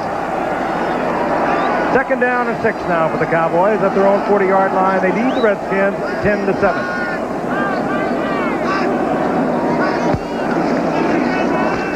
Pressure on Danny White, trying to get the screen off, and the Redskins were covering the screen. Cosby was the tight end. Redskins picked it up. Danny White paid the price on that one. He got knocked over. Quick baseball note, if I could. Toronto has beaten Detroit 5-3 tonight. They are 2 up now on the Yankees. The Yankees are playing Milwaukee. They're in the 5th inning, and the Yankees are leading Milwaukee 2-1. There are the scores we were referring to a moment ago. Kansas City and California, of course, later. Winfield and Tagliarulo have hit home runs for the Yankees. They are really hammering the fences. Third down and 6 from the shotgun, the Cowboys. No blitz, they're all in the pattern. Danny White jumps it off underneath, and Tony Dorsett does not handle it. That would have been a Cowboy first down. As it is, it brings up 4th down, and the Cowboys will have to punt away. Simple case of Tony trying to run with the ball before he caught it. Bless his heart. How many times does it happen to the best ones? He wanted a big one out of that. It's the kind of, he had the kind of open field that he could have really worked wonders in. Raphael Cherry drops now on 4th down. Mike Saxon on to punt. Mike Saxon, interesting. He had a tryout with Detroit a year ago. They cut him in the final cut. He just hung around, kicked a little bit out in California. Cowboys found him in the minicamp, and he's been brilliant in preseason. Oh, he has hit another beauty. Wow. Flag is down. Cherry, the return man, is at the 10, nowhere to go. You hang it up there that long, and you can get everyone down there, including the coach. Now another flag is down, and the scuffle breaks out. You know, there's no kidding at all about the rivalry. There's a lot of rivalries in sports, but you get the feeling that most of these players on either team, they really don't like each other. Well, the last time they played each other last year, they had a big brawl at the end of the game. They felt that Fellows came in late on Theismann and speared him, and I think every player on both benches were in the middle of the field. They had a pretty good brawl there, and there's been a lot of talk about that this week here, that the Cowboys weren't happy, and of course the Redskins weren't happy, and I'm not surprised to see that little fisticuffs. Oh, it's really been charged up. They printed a letter, allegedly, from a Redskins fan who had a visit with Joe Theismann in his restaurant that, well, as a matter of fact, has not been opened even yet. And they printed the letter in the house organ for the Dallas Cowboys, and it was so critical of the Cowboys, inferring that they were just about everything but questionable about their ancestors. And, well, they, of course, that incensed Joe Gibbs, and he sent a memo off to the Dallas Cowboys, said it did not happen. So it's been that kind of a build-up to this game. We have a double foul after a possession change. We have a personal foul, unnecessary roughness on number 45, Washington, on the kick return, illegal block out of bounds. We have a personal foul, unnecessary roughness, number 55 on the kicking team. After possession had changed, first down. Well, it all happened after the possession. Barry Wilburn, the rookie from Mississippi for the Redskins, was the guilty offender there, and it was Steve Diassi of the Dallas Cowboys. In any event, I'm glad he had to sort that out. Jerry Markwright, our official. It's first down and 10, the Redskins at the 14-yard line. George Rogers stays in the game. And he misses the handoff, or Theismann just didn't give it to him. Theismann might have tried that on his own because Rogers looked genuinely shocked. And a lot of quarterbacks will run that bootleg totally on their own. But Rogers looked around and said, "Where are you, Joe?" Well, knowing Joe, being the smart quarterback that he is, if he wasn't sure of that handoff, I think he just kept it. I mean, he was not sure, but that's why he kept it. I don't think it was by design. Joe used to be a great scrambler, and he'd like to run the football, but I think he's past that stage now. He'll run when it's absolutely necessary. And, of course, they have not worked all that long together. Rogers being acquired for a first-round draft pick from the Washington Redskins. Second down and 9. Rogers. Oh, Rogers is really stacked up. Randy White, number 54. And he is really giving Russ Grimm a difficult time. Well, thus far, the Cowboy defensive game plan is working. They wanted to stop the Redskins from running the ball and thus controlling the game, but they haven't been able to get to Theismann, and Theismann's been completing a few passes this quarter. It looks as though Washington may let this clock run down. Dallas does have one timeout left. Washington with 3, but they've let the clock go a long ways. I think they're just going to run it out. They get it off with 1 second on the 30-second clock. On 3rd down and 10. Theismann very careful. But boy, I'll tell you, that's a dangerous pass to throw on a 3rd down and long, deep in your own territory. Clinkscale almost picked it off. You see, I had a gut feeling that he should have let the clock run out. That was mighty close to disaster right there. Let me tell you, Dexter Clinkscale will get a point for knocking the ball down, but if he wasn't there, Victor Scott had a perfect bead on the ball, and I think Dallas would have had 6 more points. In other words, it was a pass Joe should not have thrown. I wouldn't have thrown it. I know that. They'd have run some more time off the clock or else forced Dallas to use their timeout. Now Dallas is going to get the ball in the middle of the field and have a timeout left. Exactly right. Clock stopped on the incompletion. Jeff Hayes hangs it up high. Leon Gonzalez, the rookie, at the 40-yard line, and down he goes. He stacked up good coverage by the special teams of Washington, who are always one of the best units in the league. Greg Williams hustling down there for the Redskins. Thursday night, we'll be in Kansas City as the caravan moves on to watch the Raiders and the Kansas City Chiefs. Jim Plunkett going strong now in his 15th year. I guess he's going strong. You've been around him a lot, O.J. How are they looking? They're looking good. You know, they never looked great in the preseason, but they're a team that plays with a lot of emotion, and the season is here now. Dokie Williams, one of the reasons Barnwell was able to go to the Redskins. He's having a tremendous year already. Great day yesterday against the Jets. Dokie Williams. Danny White on 1st down. They'd like to get 3 if they could. They'll be careful with it. They don't want to turn it over. They get the completion. They stay in bounds. Mike Renfro is the receiver. Picks up 5 yards. Clock continuing to move again. Cowboys with only 1 timeout. They'll use it if they can get down somewhere where Septien got him. Wide open. Did you believe it? Renfro. A defensive foul up by the Redskins left Renfro behind the defenders. The Redskins in a prevent defense. Richie Pettibone, the defensive coordinator for the Redskins, will be pulling his hair on that one. When you start a rookie, you're going to have some problems. Mike Renfro was working on Barry Wilburn. He made an excellent out move on him. Wilburn fell for it. You'll see Wilburn try to grab him. It's a little too late. It's all she wrote. We talked about the moves of Renfro, and he put one on the rookie from Mississippi. And you would think that he'd have somebody covering him deep. They almost have to in that situation of the game. Cover those outside men some way doubly. Septien puts the upright. And the Cowboys move out once again to a 10-point lead. Mike Renfro takes it in. We'll be back. Well, that may have been a rookie mistake, you know, a typical rookie mistake. Why not give up the out? He's only going to gain 5 or 6 yards. You don't bite on an out move at this stage of the game, or certainly without any help. Barry Wilburn, out of the University of Mississippi, just simply bites on the out move without any deep help. That truly is a rookie mistake. And let's go back to earlier what you said, Joe. And the Redskins could have run some more time off of that clock, knowing the Cowboys only had 1 timeout. They threw the pass, the incompletion stopped the clock, and the Cowboys ultimately got 7 out of it. Septien hits it, and bringing it upfield is Wansley for the Redskins as we run out of time here in the first half. The Cowboys scoring with 6 seconds left in the first half. They lead 17-7. A typical Washington-Dallas Cowboy game. We hope you're enjoying. We'll be back with our halftime activity. Races going on. Meanwhile, we're ready to go. Second half action. The Cowboys over the Redskins 17-7. Jeff Hayes will kick off for the Redskins. Deep, Robert Levette and James Jones. This will be Levette, the rookie from Georgia Tech, moving out. And he gets over the 20-yard line to the 21. Calvin Muhammad on the special teams, hustling down there. Danny White getting final instructions before he steps back into the huddle. Again, appears to be throwing the ball fine. Apparently no trouble at all with the rib cartilage that he had damaged 3 weeks ago. In the first half, and both teams were very cautious in their passing game. Danny White was 10 of 18, 165 yards, 1 touchdown. Theismann even more cautious than that.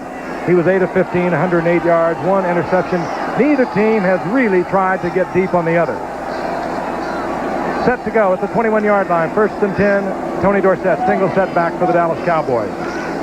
Dorsett works the right side, breaks it back inside to the 25-yard line. That darting, twisting movement, and nobody runs that low to the ground as Tony Dorsett. And of course, when you're at 185 pounds and you've survived 9 years at carrying the ball as many times a year as he does, O.J., you've got to have something going for you. Well, he definitely does it with quickness. They got 4 out of it, did Dorsett. It'll bring up 2nd down and 6. The wide receivers are Mike Renfro and Tony Hill. Hill is 80. Renfro is 82. Newsom is a single setback now. Newsom, number 30. Danny White. Ooh, good coverage over there. Danny White, I'm quite sure, just put that one into the turf. Good coverage on the part of the Redskins. Vernon Dean was in a good position for the interception had White tried to go to Renfro. Let's take a look at the stats, the first quarter, and then we'll dissolve those into the halftime stats. Again, a very conservatively played game. Dallas with an edge in passing yardage, total yardage, by about 56 yards. But it has been a very cautiously played game on the part of both teams. 3rd down and 6 from the shotgun, the Cowboys. Danny White with a lot of time. And that was almost picked off. Diving for it is Sherry, the rookie from Hawaii. And did he want that one? Danny White had plenty of time to find a receiver. That just tells you that secondary was doing a superb job covering the downfield receivers. Well, the Redskins only brought 4 defensive rushers that time, and so that helped Danny have a little time. I'm not too sure Danny is throwing the ball with the kind of zip that I've seen him pass it with in the past. That last one didn't look very sharp. All right, Mike Saxon, who has hit some towering punts tonight for Dallas, is on. Raphael Sherry, who just missed an interception a moment ago, is deep for the Redskins. Saxon has punts of 58 and 51 yards for Dallas. This one he does not get off as well, and it does not take a very favorable Dallas bounce until now. The Redskins are saying that a Cowboy touched it up at the 35, but they get no response from the officials, and the Redskins will get the football at their 25-yard line. A 50-yard effort, and actually that ball could have been fielded, and it would have been something like about 32. You don't expect to see these kind of things happen in professional football. The 2 punt returners catching the ball are trying to inside the 5-yard line, and then what we just saw here, they allowed the ball to roll deeper into their territory. College, high school football maybe, but I don't like to see it in professional football. There'll be a little counseling next week with the special teams coach. George Rogers stays in as the running back for the Washington Redskins. Big number 38. Monk is in motion, and Theismann will go up on top to Monk. And Monk taken out of bounds, but not until he moves up to the 32-yard line. It was Everson Walls defensively. It'll be 2nd down and 3. Well, I was going to bring it up earlier, but we got on O.J. so bad last year with Eric Dickerson. I didn't want to get into your case, Joe. But he's been around a lot longer than you. Well, he sure has. My goodness, 21st place. I thought I did better than that. Did you start, however, Joe, 61 consecutive games, as did Joe Theismann? I didn't miss a game my first 5 years. After that, it's a bit sketchy. Rogers gets the 1st down. He moves to the 38-yard line. Mike Hagman, Gene Lockhart there defensively for Dallas. I think we're going to see a little more George Rogers and Washington running the ball this half because they take a lot of pride in their running game. Their offensive head coach, Joe Bugle, must be pretty upset that they only gained 44 yards rushing in the first half, and that's not typically Washington. There he is. He is the all-time New Orleans rushing leader with 4,267 yards in only 4 years. Cowboys show blitz. They bring the blitz. Theismann tries to get it off, and he has to unload it. He wanted to go to Art Monk, but the pressure was there, and Theismann got hammered. Lockhart came. Jeffcoat was there. And that's the point we were making at the top of the show. They got to start hitting Theismann. They've already succeeded in stopping Washington from running the ball on 1st down. Now they got to start putting some pressure on those old bones of Joe Theismann. You know, had Joe looked to his left that time, Don Warren was open down the middle of the field. That's the thing Dallas has to be careful with. They're blitzing. They came with the blitz the last time. Dallas may get caught with that blitz one-on-one, because Theismann is a smart ball player. Second down and 10. 38-yard line, the Washington Redskins. Theismann. Everson Walls with the inbound. He times it so beautifully. No, he stepped out of bounds at the 44-yard line, but this young man has now 26 interceptions in only 5 years. A free agent in 81. His first interception of his career was against the Washington Redskins. This is his 26th. And he is just sitting back waiting on this pass. It's a lot easier to play defense when you know the offense must throw the football to be successful. Oh, that's a tremendous effort, though. Walls does not have great speed, so he has to respect the speed of Muhammad. He had to correct and come back, and somehow he got there. Just great timing. First and 10, the Cowboys. They get their second interception. They're at the 44-yard line of the Redskins.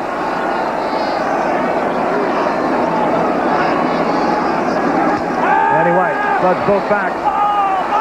Pressured, and he hangs one up to Renfro. Oh! And he comes down with it. They give him the reception at the 25-yard line. Danny White, I'm quite sure, was just under tremendous pressure, was just hanging that up. I think he wanted to throw it out of bounds. Yeah, that linebacker, I didn't see the line. Kaufman, who it was, came clean. Renfro just makes a tremendous catch, and this is for his 200th career reception. And it was a beauty. Of course, he had 160 of them at Houston. But I'll tell you, that was one heck of an effort by Renfro. I think White literally wanted to get rid of it because he was under tremendous pressure. Renfro now, 5 receptions on the night, 101 yards, and the 1 touchdown just before the first half. Tony Dorsett, single setback. Dorsett, a little quick move up the middle, the darting, the twisting to the 21-yard line, gain of 3. It'll be second and 7. Cowboys leading 17-7. Redskins last year, 11-5. Knocked out of the playoff picture by the Bears. The Cowboys didn't make it for the first time in 10 years. They were 9-7. What an effort again, Renfro. He does that as well as anyone in football. Second and 7. Danny White, timing pattern. They're trying to get it to Tony Hill. He was working against Vernon Dean. Dean had help from the inside in Curtis Jordan. Obviously, that was a mix-up between Hill and White, because the way White threw the ball, I think he expected Hill to be on the outside of the defender and just try to hang it up out there, and Hill released to the inside of the defender. Third down and 7. You had a quick look at Tom Landry. He stays in the game, calls the plays. Perhaps maybe that's why he has earned that reputation over the years. Unsmiling, humorless. Certainly is not the case of the second most winning coach in the history of this game. Third down and 7 from the shotgun. White trying to get it to Newsom, not even close. Threw it between a couple of Redskins. It could have been picked off. And we'll see the field goal unit. Septien has already hit with his personal record-tying 53-yarder to open the scoring here tonight in the first quarter. Oh, that was a big defensive stand for Washington, because holding them to 3 points, they still only need 2 touchdowns to go up. Jerry Hogaboom hits the holder. It'll be a 39-yard attempt.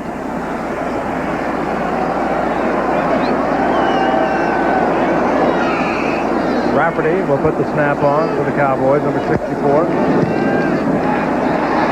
Septien, he is deadly from inside the 40. Over his career, he's hit on 110 of 123 attempts from the 40 or in closer.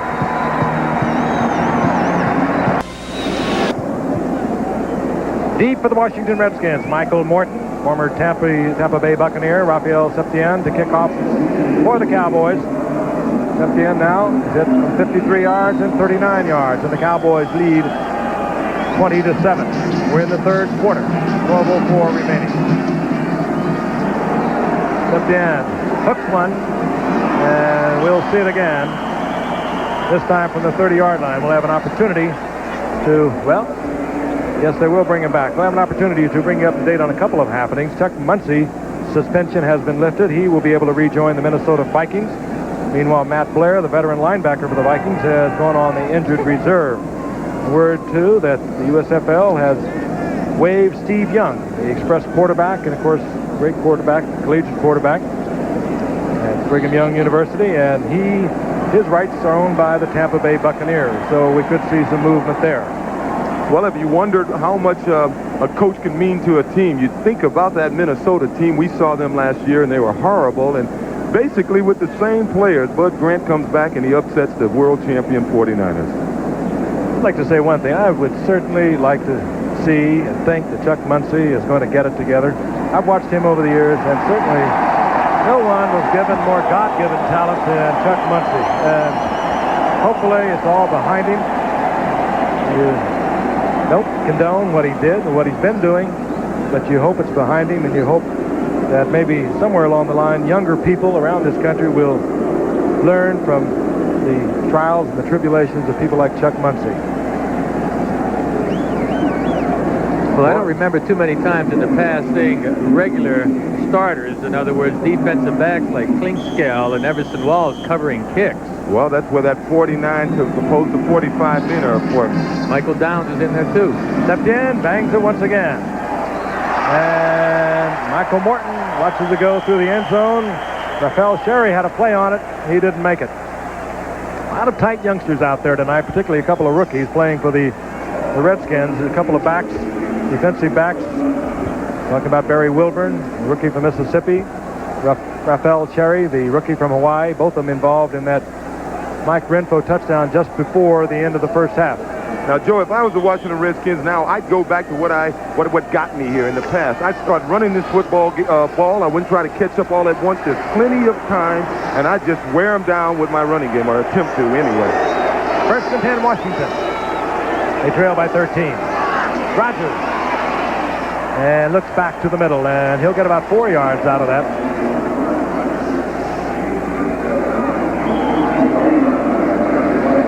Randy White defensively and John Dutton.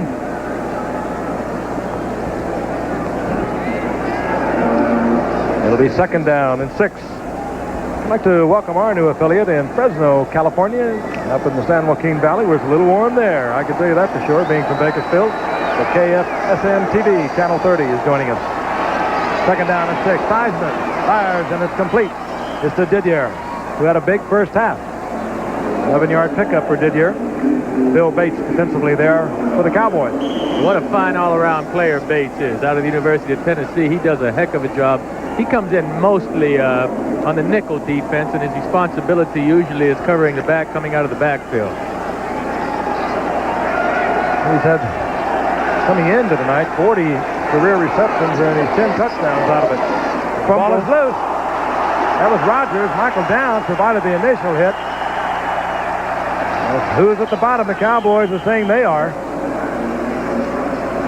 Cowboys get the football. Another turnover. And we saw this plague the 49ers yesterday as they went down to Minnesota. And it's just hard to believe. Both the 49ers and the Minnesota and the Miami Dolphins going down the Super Bowl entries last year. That's never happened since the Super Bowl began back after the '66 season. Now, that's been one of the big concerns of Washington. George Rogers is not normally a fumbler. Last year, he fumbled probably one of the least amount of times in the league, but in the preseason, he fumbled 3 times, and they were a little concerned about him holding on to the ball. And as you can see, there it is. Eugene Lockhart hits his helmet right on the ball, and the ball comes out. No doubt about that one. First down, Dallas, 40-yard line of the Redskins.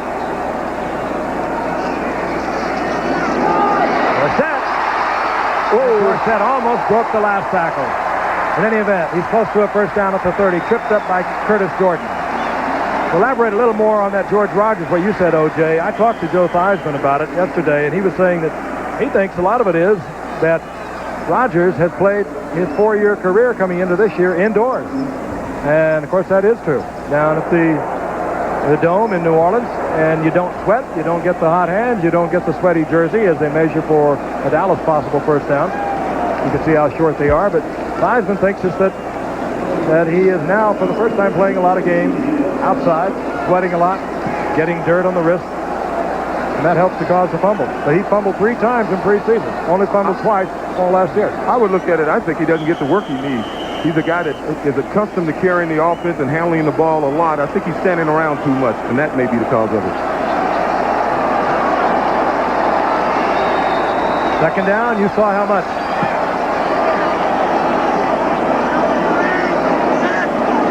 Newsom and Dorsett exchange positions. This is Newsom, and he dodges the tackle, gets the first down and more. Good running. Timmy Newsom inside the 25 to the 24, first down Dallas. Again, another reminder, Thursday at a special time. It'll be 8 o'clock Eastern time, and this should be a beauty. They've played in so many terrific games. The Raiders coming off just a complete drubbing of the Jets. Of course, Bill Kinney having a big opening game for the Raiders, or rather for the Kansas City Chiefs. Truly one of the great series, the Raiders and the Chiefs. Somewhat similar to the Dallas Cowboys and the Washington Redskins. No love lost between the two teams. Good to see Marcus Allen do his thing for the Raiders. That's Thursday, 8 o'clock, out here on ABC. First down and 10. Cowboys, who and smothered is Tony Dorsett. Dexter Manley all over Dorsett, and there's a loss to the 26-yard line of 3. It is hot. It was 96 degrees. Sonny Jurgensen, who is a radio announcer for the Washington Redskins, told me just prior to kickoff they set the temperature down in the end zone. It was 96 degrees down there. You know what was funny? On that play they just ran, it was virtually the same play they ran before. It didn't work. It was an exceptional effort by Timmy Newsom to get some yards out of it, and they came back to it again, and it didn't work again. I don't think we'll see that play again. Redskins need an extraordinary effort from their defense. They are down 20-7. We're almost midway through the third quarter. They do not want to fall 7 more back. Danny White tried to get it to Mike Renfro. Good defensive play. Darrell Green. Renfro having a big night. That one thrown a little bit behind him, but Green was right there with him. Yeah, it was man-to-man coverage that time, and Green did a heck of a job. You know, we talk about fumbling the football. Rogers hasn't been known as a fumbler, and we mentioned George being one of the better ball carriers and not letting go of the ball. Rob Carpenter from the New York Giants, by the way, is the leader in that category. He's fumbled the fewest times for carrying it over 200 times in a season. Third down and 13 for Dallas. They'll work from the shotgun. Redskins showing blitz. They come with it. Good pickup. Single coverage and a great effort. Great defensive effort. It was Vernon Dean and Darrell Green back there defensively. That was a wonderful defensive effort. The timing on this safety blitz was way off, so Danny had plenty of time to throw the ball. He underthrew it a little bit, enabling Dean to make the block, or Green, excuse me. It was a great effort. Tony Hill had turned Darrell Green completely around. Single coverage. It should have been 6 and would have been against most defenders. Septian trying to go for his third field goal tonight. He's hit from 39, 53, this from 44.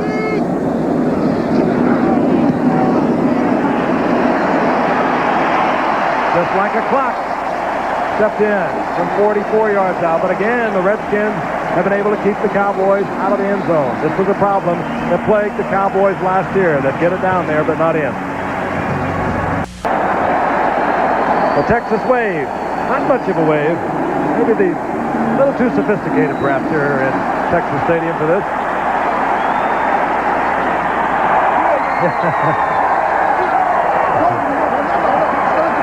Well, they're getting it on everywhere, the Cowboys and the Redskins.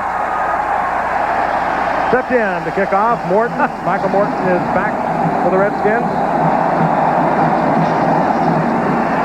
Stepped in. It's another one up high that hangs. And now it's brought from the 3 by Morton. Good effort by Morton to get to the 30-yard line. They'll mark it at the 29. 27-yard return. I want to remind you, Saturday on CFA College Football, the UCLA Bruins upset winners over last year's national champion BYU, ending that 25-game win streak. Will take on Tennessee, or you'll see Robbie Bosco and the BYU Cougars going against Washington. Now, check for the game that'll be brought to you in your area. Coverage begins live at 3 o'clock Eastern, Saturday, of course, right here on ABC. Cowboy fans are fired up. They lost twice to the Redskins a year ago. They have a 23-7 lead. Theismann has a man open and picked off. Ron Fellows, who went out of the game with an injury in the first quarter. Don Warren, the intended receiver, he was open for a moment. I don't think Theismann even saw Fellows. He was in the zone. He was there like a big trout under a rock, and he picked it off.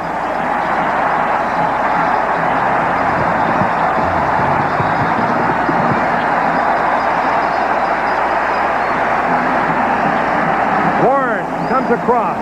Theismann tries to get it to him, Joe. Yeah, it's a good play-action fake, but I think you're right, Frank. He simply didn't see Fellows laying in the grass there. It was a loose zone defense, a poorly thrown pass. Another turnover. Again, in Redskin territory. 3 interceptions and 1 fumble. Cowboys have come away with points on all occasions.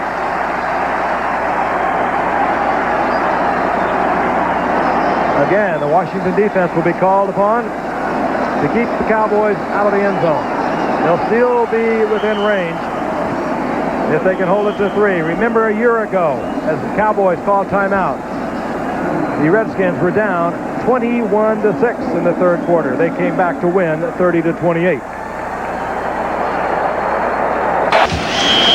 Little trivia for you. Everson Walls got his first interception against Theismann back in 81 on Monday Night Football. Downs got his first one in the 81 opener against Theismann.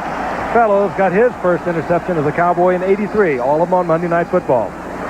And against Joe Theismann. This is Dorsett doing his thing inside the 10-yard line, close to the 9. Upended by Curtis Jordan, but Dorsett gets 4. Well, Tony is getting the tough yards. They haven't been easy tonight, but he's running hard. This team is a fired-up football team, and thus far it's because of the Dallas Cowboy defense. They've done an excellent job. They've played these guys like a drum as we look at Ron Fellows. Got to be feeling pretty good.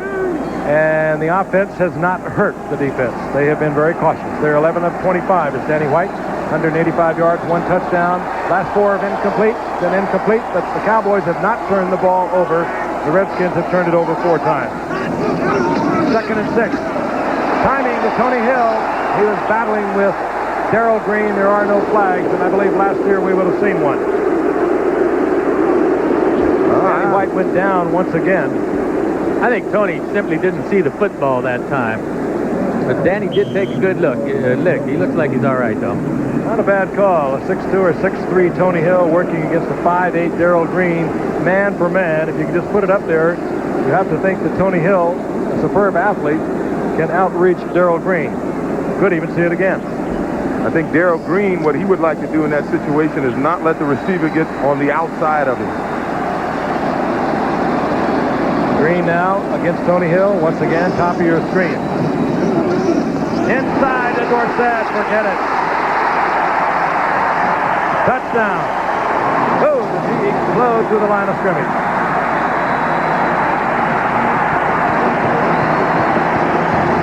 Tony Dorsett. He's been threatening to break one all night. That one was oh so short, but wow, was it quick. From the shotgun, inside handoff. Good explosion by Rafferty, Peterson, and Titlenger. And the Cowboys are threatening to put this one out of reach. The Redskins defense has been bending all evening. They have held, in most occasions, they have held the Cowboys to a field goal. Thus was not the case when the Cowboys moved out on top, extending their lead to 30-7. Let's take another look at the interception by Ron Fellows that set up this touchdown. Now, Theismann was trying to get the ball to Don Warren on a crossing pattern. What Fellows did in the zone defense was drop back. He kind of hit. I don't think Joe Theismann ever saw Fellows, and he made the play because Fellows had backup help behind him in Michael Downs. Another great interception. Turnovers are going to hurt football teams. They're going to have football teams on the losing side of the game. That was the fourth turnover. Here comes Michael Morton for the Redskins. And he is upended at the 15 and sprawls out to the 18. Take a look at that scoring drive again. And it wasn't much of a scoring drive. Following the interception, Dorsett exploded right through the middle out of the shotgun. Got a good block from Rafferty. Popped it in. There it is. Cowboys have just taken away Washington's offensive game plan. I'm certain of that. O.J. touched on it earlier.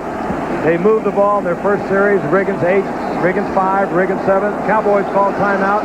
Ernie Stautner talked it over with them. They haven't been able to run the ball since. I don't know what he said or what he did, but it looked like it was going to be an all-Washington running game for a while as we watch George Rogers working against Dexter Klingscale. And when the Redskins can't move the ball at least somewhat on the ground, you take away an awful lot of their offensive weapons. Well, I'm surprised John Riggins isn't in the game, O.J. Of course, you like Rogers because of his speed. Well, I think that may be a cause of it. He may be injured, but they need a guy that has at least the possibility of breaking one, and I don't think you look for Riggins to break any long runs for you. Makes good sense. Redskins now are going to have to think big. They are down 30-7. This is Rogers.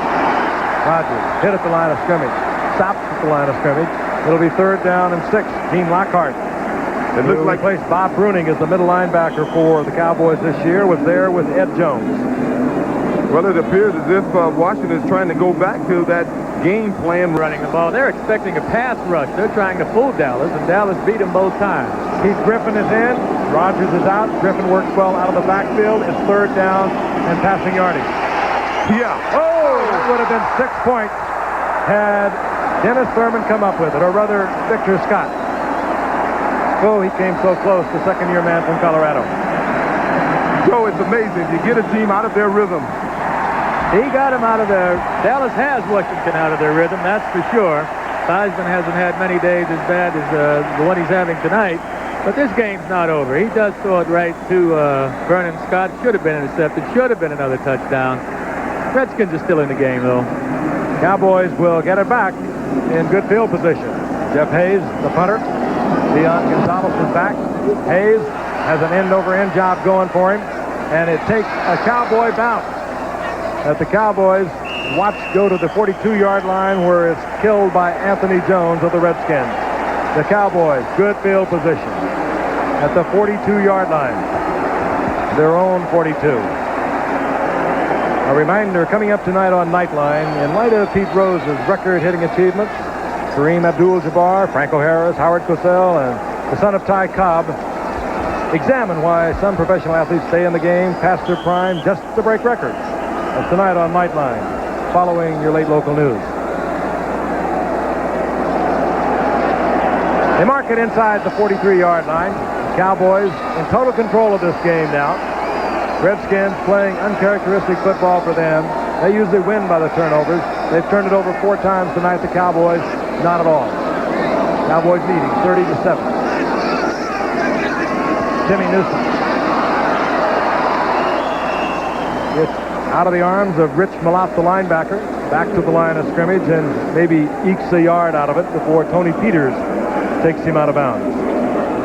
You know, I said the Redskins are still in the ball game, and I really believe that. This Washington club is a quality club. There's still plenty of time left in this game. A whole 4th quarter, 6.5 minutes now.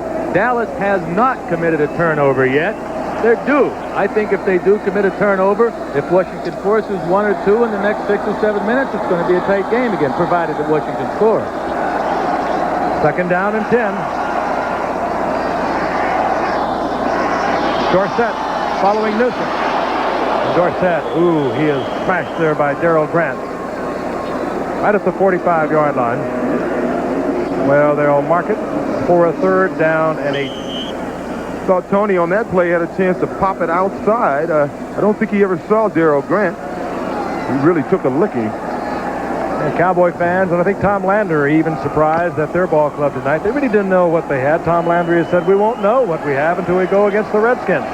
They've made a lot of changes. Anthony Dickerson is gone. Ron Springs is gone. They've kept a lot of youngsters. Danny White fires and tries to get it in to Tony Hill on the 3rd and 8. Incomplete, and a flag is down. Curtis Jordan was defending against Tony Hill. Preliminary indication, holding against the Cowboys.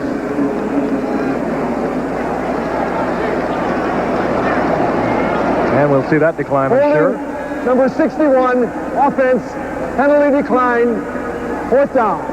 Jim Cooper, who is on the right side. The right offensive tackle was the Cowboy who was holding, coming off a broken leg and a badly dislocated ankle from a year ago when Cooper and his wife and a couple of other Cowboys were watching a Monday Night Football game. He got up to go to the men's room, slipped on the dance floor, and broke his leg. And Tony was saying, this guy's blocking for me.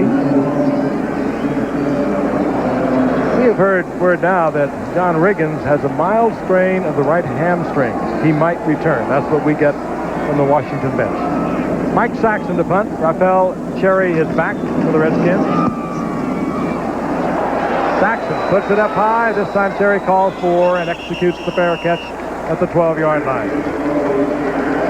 5:51 remaining in the third quarter. Cowboys leading 30-7. Yeah, that's one of the Hogs. The Hogs have not gotten the job done on first down here tonight.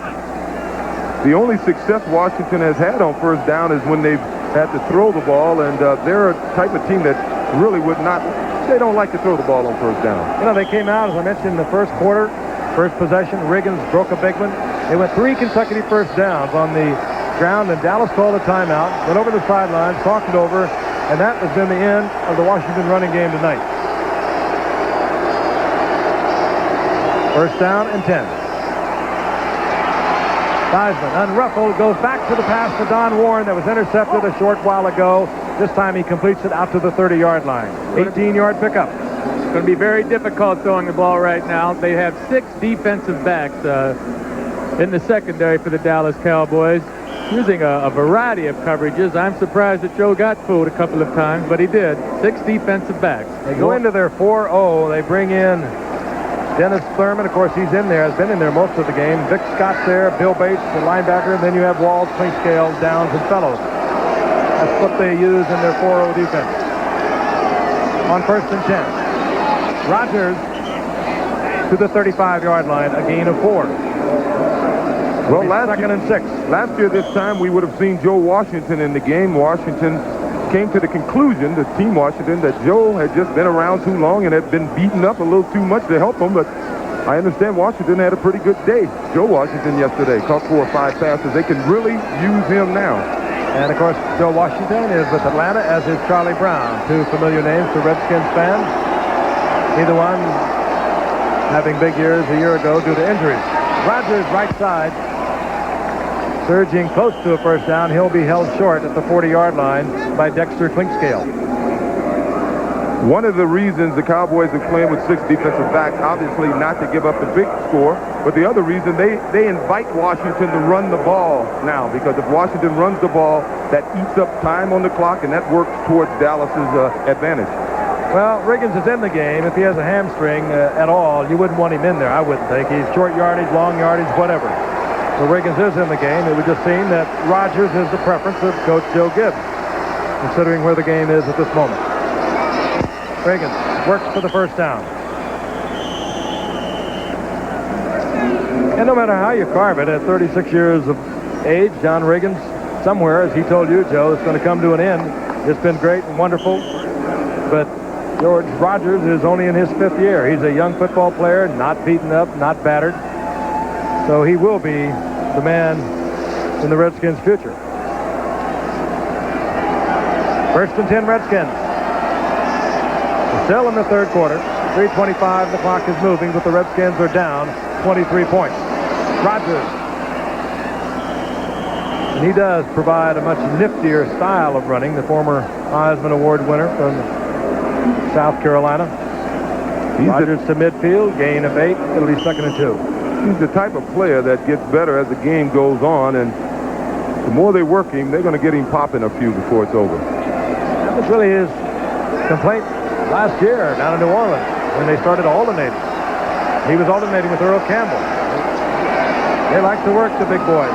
Art Monk and Theismann now starting to hit receivers. Monk working in front of Everson Walls for another Washington first down. The thing that Dallas is trying to do now is to force Washington to use the clock. They get the short gainers. They'll give up some of the passing game, but only the short passes. They do not want to allow Washington to go deep with the long ball for a touchdown. You know, oddly enough, they have the people to do it. Calvin Muhammad can get deep. Barnwell can get deep. Monk can get deep. Didier, the move man, number 86 for the Skins, on 1st and 10. Another pickoff. This is Bill Bates. Gets the deflection. The hit. Provided by Clinkscale. Bates had to wait for it to come down, but again, Cowboy defenders were right with the Redskin receivers. 4 interceptions. That's the most Theismann has ever had in a game. And they were also holding, so things are not going too well for the Redskins. Their course will be declined. Well, I don't think Joe likes this birthday present that he's getting from the Cowboys. There's Clinkscale, the collision with Didier. Bates waiting for the ball. Here comes Monk. But the Cowboys get it back. The 4th interception of the night. The 5th turnover. They have it near their own 42-yard line.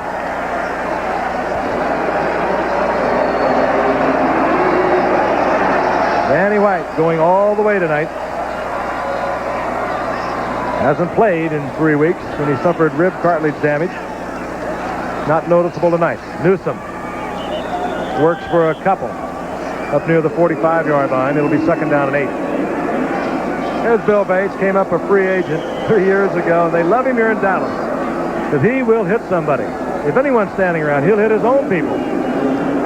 That's one of the reasons they are successful, too, with the 6 backs against the run. You know, offensive teams would like to run against the 6-back defense, but Clinkscale and Bates do a heck of a job supporting the run defense.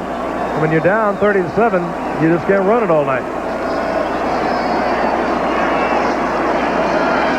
2nd and long for White. Again, he has a lot of time. And he's got his tight end. Oh, he had him. Well, he did have Cosby downfield. I just don't think he wanted to put it up and take any risk at all at this point with a 23-point lead. Early in the game, I think he might have released that to Cosby, who was open for a moment.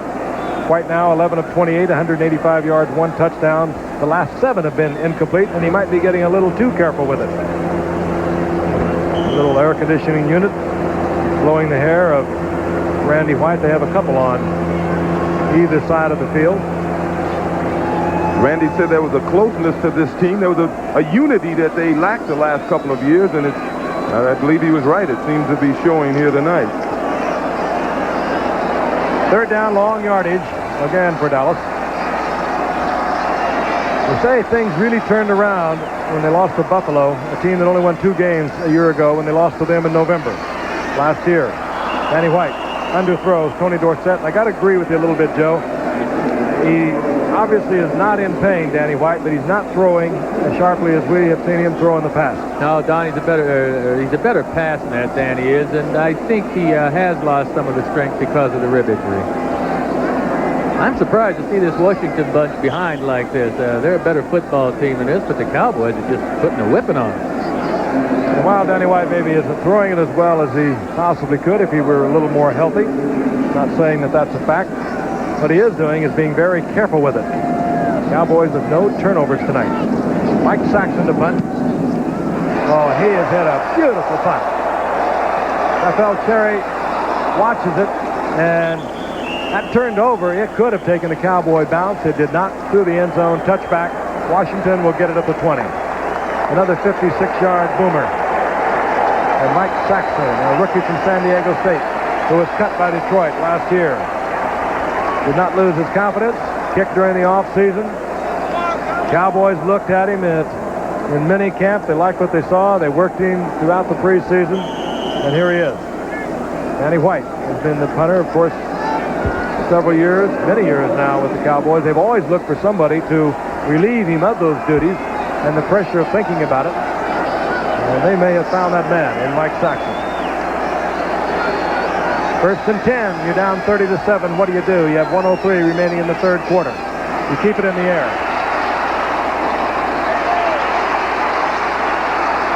Theismann out over the 20 to the 22-yard line.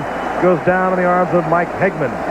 You know, you do have to keep it in the air, I believe, to make the kind of comeback that's necessary to get ahead in this football game.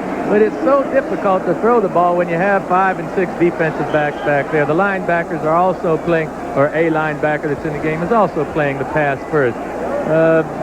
It's just a tough deal right now. Theismann's got a work cut out for him. You won't get deep on it, but you certainly can work over the middle. And it really becomes almost like an umbrella. Second down and 8. Theismann tries to get it over the middle. In and out of the hands of Don Warren. Incomplete. It'll be third down and 8. 16 seconds remaining in the third quarter. Cowboys on top 30-7. They lost twice to the Redskins last year. They lost in Washington 34-14. And they made a remarkable comeback, being down 21-6 in the third quarter a year ago to win 30-28 in December. Oh, that smile on Danny White. It's been a long time since we've seen him smiling. Third and 8. Keith Griffin is in the backfield. The full blitz is on. Theismann gets time. And, of course, one-on-one coverage gets Art Monk open. And he'll have first down yardage to the 34. Credit the offensive line of the Redskins. It was a full safety blitz by the Cowboys. The offensive line picked it up. And Theismann had time to find Monk, who was working one-on-one. That's the end of the third quarter, and the Cowboys will get an ovation, a well-deserved ovation, as they go off. We'll be back after this from our station. We begin the fourth quarter. The Washington Redskins leading the Dallas Cowboys 30-7. A surprising turn of events. Redskins had to be figured the favorites coming into tonight. They were much more solid. 11-5 a year ago. Cowboys 9-7. Redskins felt they had helped themselves considerably. The Cowboys were not quite certain. But it has been all the Cowboys as the Redskins have turned it over 5 times. 4 interceptions of Joe Theismann. That's a personal high for him. That's one you want to write home about. That ties his high of 4 interceptions. And of course, Raphael Septien opened the scoring with a 53-yard field goal. The Cowboys made it 10-0 when Timmy Newsome got in. Riggins answered with a touchdown to make it 10-7. Then it was 17-7 as Septien hit again. Septien hit to make it 20-7. Septien again at 23-7, and then Dorsett from 9 yards out. The Cowboys 30-7 as we go to the fourth quarter. First and 10, the Redskins with the football. Theismann wants a big one. Trying to go deep to Calvin Muhammad. Had to hurry the pass. Had it been on target, I think Ron Fellows would have got a second interception. Boy, let's take a look at this. Now, what's surprising to me is when is the last time Washington entered the fourth quarter with less than 100 yards rushing? I bet you'll know in a few moments. Somebody down there is already into the computer. I bet it's been a long time. You're right. 4 wide receivers now. Gary Clark, Art Monk are in the lineup. Theismann tries to get it to Warren. That was just good coverage by Mike Hegman. Theismann could have got it in there had he thrown a perfect pass. He's not throwing perfect passes tonight. But good coverage by Mike Hegman. He was in perfect position on Don Warren. These players in the Cowboys are doing a heck of a job, but you have to take your hat off there, and he's starting as a defensive coordinator, and Gene Stallings, their secondary coach. They have these fellas playing all over the field, coming up with the big plays. Jerry Tubbs has his linebackers ready, too. It's just an all-around superb effort by the Cowboys defense. Well, they were second in the preseason, giving up only 50 points to the Rams, 37. But Tom Landry said over and over, I don't know what we've got until we see us against the Redskins. He has to be pleasantly surprised. Theismann again on 3rd and 10. Gets it into Griffin out of the backfield. He does not hold on. Bates is raining all over him. Listen to the ovation the defense gets from a very appreciative partisan Dallas crowd.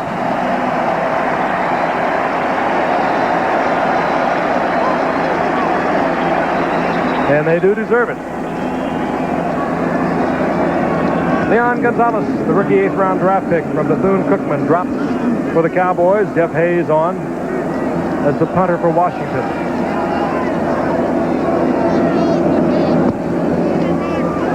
Again, it does not turn over for Hayes. It pulls Gonzalez up to the 28-yard line. He slips 1 tackle, moves to the 32-yard line, where it'll be 1st and 10 Dallas. Thursday night will be in Kansas City. The Raiders, Marcus Allen, Jim Plunkett, Dokie Williams, and all those big bad guys up on that front line. They must have had a big day yesterday. Really trimmed the New York Jets. Keep in mind, It'll be a special time at 8 o'clock on Thursday, but then we'll be back at our regular time at 9 o'clock Eastern time a week from tonight for the Steelers, who had a great performance from Mark Malone and their wide receiver Louis Lips yesterday. They'll be going against the Cleveland Browns. That is Monty Coleman coming out of the lineup. Speedy linebacker that the Redskins deploy in many pass covering situations, and that could possibly be a hamstring pull. You know, if I was the Cowboys right now, Danny White, I wouldn't throw another pass. Dorsett.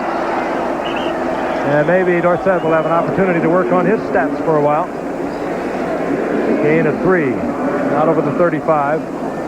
Call it 2nd down and 7. Charles Mann, Mel Kaufman defensively for the Redskins.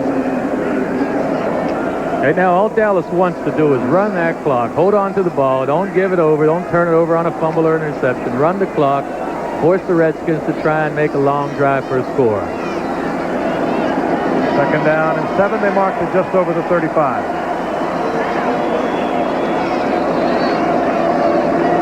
Wrong again. Danny White trying to get it to Renfro. And again, good coverage by Darrell Green, who has been excellent tonight.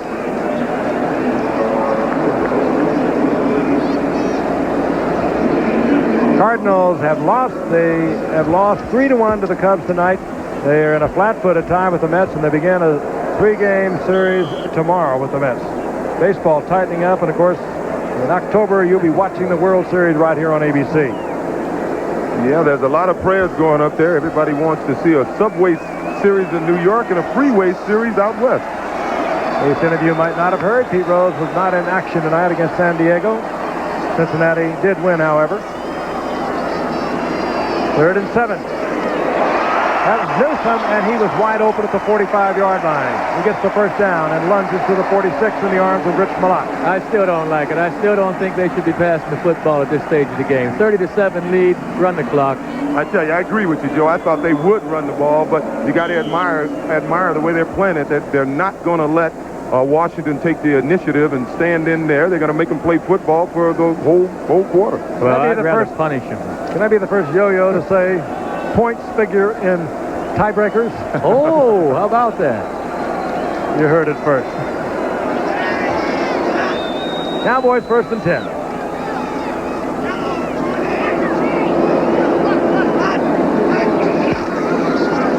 Dorsett. And he does that well. Saw an opening inside. Made the quick cut, the adjustment, but held to a 3-yard pickup. It'll be 2nd down and 7. Final. Toronto has defeated Detroit. They are 2 games ahead, and the Yankees have come back to tie up Milwaukee in the 9th inning. They can get it to a game and a half, or they can go to 2.5, depending on the outcome of that one. California leading Kansas City 4-0. Kansas City is a game and a half of California into that game tonight. They're in the 6th inning. 2nd down and 7. The Cowboys have the football at the 49-yard line. Newsom working the right side. Agile man at 237 pounds. Hit at the line of scrimmage. Struggles for 3. It'll be 3rd down and 3.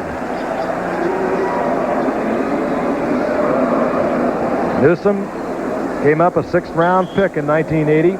Saw sort of sparing duty. Had some big plays, though. Busted some big plays. As a receiver, has great speed at his size. But most of the time, he sat on the bench and watched Ron Springs operate in that fullback spot. Ron Springs, of course, waived. No one picked him up this past week. He has some personal problems. He has to settle here in Dallas. And then I'm quite sure we'll see Ron Springs somewhere around the National Football League. Dorsett once again. Got away from Charles Mann, and he works up to the 45-yard line, short of the 1st down by about a yard and a half, as Dexter Manley moved over to help Charles Mann. Actually, it's 4th and about 2, and the punting unit will come on. What was interesting, during that entire series, Joe Gibbs didn't even watch his defense. He was sitting on the bench with Joe Theismann with a clipboard, and I guess they may try to experiment with some things now because they have to play the Cowboys again. Well, I think Theismann definitely got fooled on a couple of those interceptions. Dallas, they had some tricks up their sleeves going into this game, and I believe it was on the defensive side. Saxon is on. Cherry, the rookie from Hawaii, is deep for the Redskins. Saxon now looking for the corner. Oh, what a beautiful punt and a great execution by Victor Scott. He beat the ball down and was there at the 1-yard line. That would have gone into the end zone. Victor Scott saved it. And whatever Joe Gibbs and Theismann are hatching. The heroes for the night for the Cowboys are on the field. Once again, the defensive unit. They have throttled Washington thus far. And Saxon has just kicked the ball that Victor Scott killed at the 1-yard line for the Redskins. They might have had great plans, but they'll have to get away from the goal line as they send George Rogers over the left side. And Rogers, with a good effort, gets out to the 8-yard line. It'll be 2nd down and 3. And once again, a reminder, college football, CFA, coming your way this Saturday, the UCLA Bruins. They were the upset winners over last year's national champions, BYU, ending that 25-game win streak. But they're going to take on Tennessee, the Bruins are. Or you're going to see BYU and Robbie Bosco battle the Washington Cougars. Check the listing for the game in your area as we watch Rogers work up close to first down yardage. He'll have it out to just about the 13-yard line. Gene Lockhart made the stop. And if you're wondering why Washington seems to be able to run the ball now, the main reason is Dallas is playing them strictly for the pass. Griffin comes in. They use Keith Griffin, the second-year man out of Florida, the brother of Archie Griffin and Ray Griffin with the Cincinnati Bengals. They use him like they used Bill Washington a year ago out of the backfield. Oh, picked off. Victor Scott. Scott diving into the end zone. Yes, they'll give it to him. He was the man who killed the ball on the punt of Saxon at the 1-yard line. Now Scott gets the interception. Second-year man out of Colorado. A second-round pack of a year ago. And the 5th interception by Joe Theismann, the most he's ever put up in the air as a professional in the National Football League. Not a night for Washington to be in Dallas. 26-yard interception return. This particular play, Joe's going back to pass against 7 defensive backs Dallas has in the game right now. A fine interception. Yeah, but he threw the ball to a guy that was no way open. I mean, it was just no way he was open on that pattern. I agree. I think it's just frustration right now. They're behind so far. They were even at that point that Joe's trying to force a few things. Septien is getting a little leg weary. He's getting a lot of playing time tonight. And he splits the upright once again. Victor Scott out of Colorado. Touchdown interception against the Redskins. That's all right. They liked him a lot a year ago when they picked him in the 2nd round of the University of Colorado. They liked him earlier this year in preseason when he filled in for an injured Downs at free safety in the Green Bay game. He has just picked off Joe Theismann and taken him into the end zone from 26 yards out. Deep for the Redskins is Michael Morton. And Septien will kick off once again.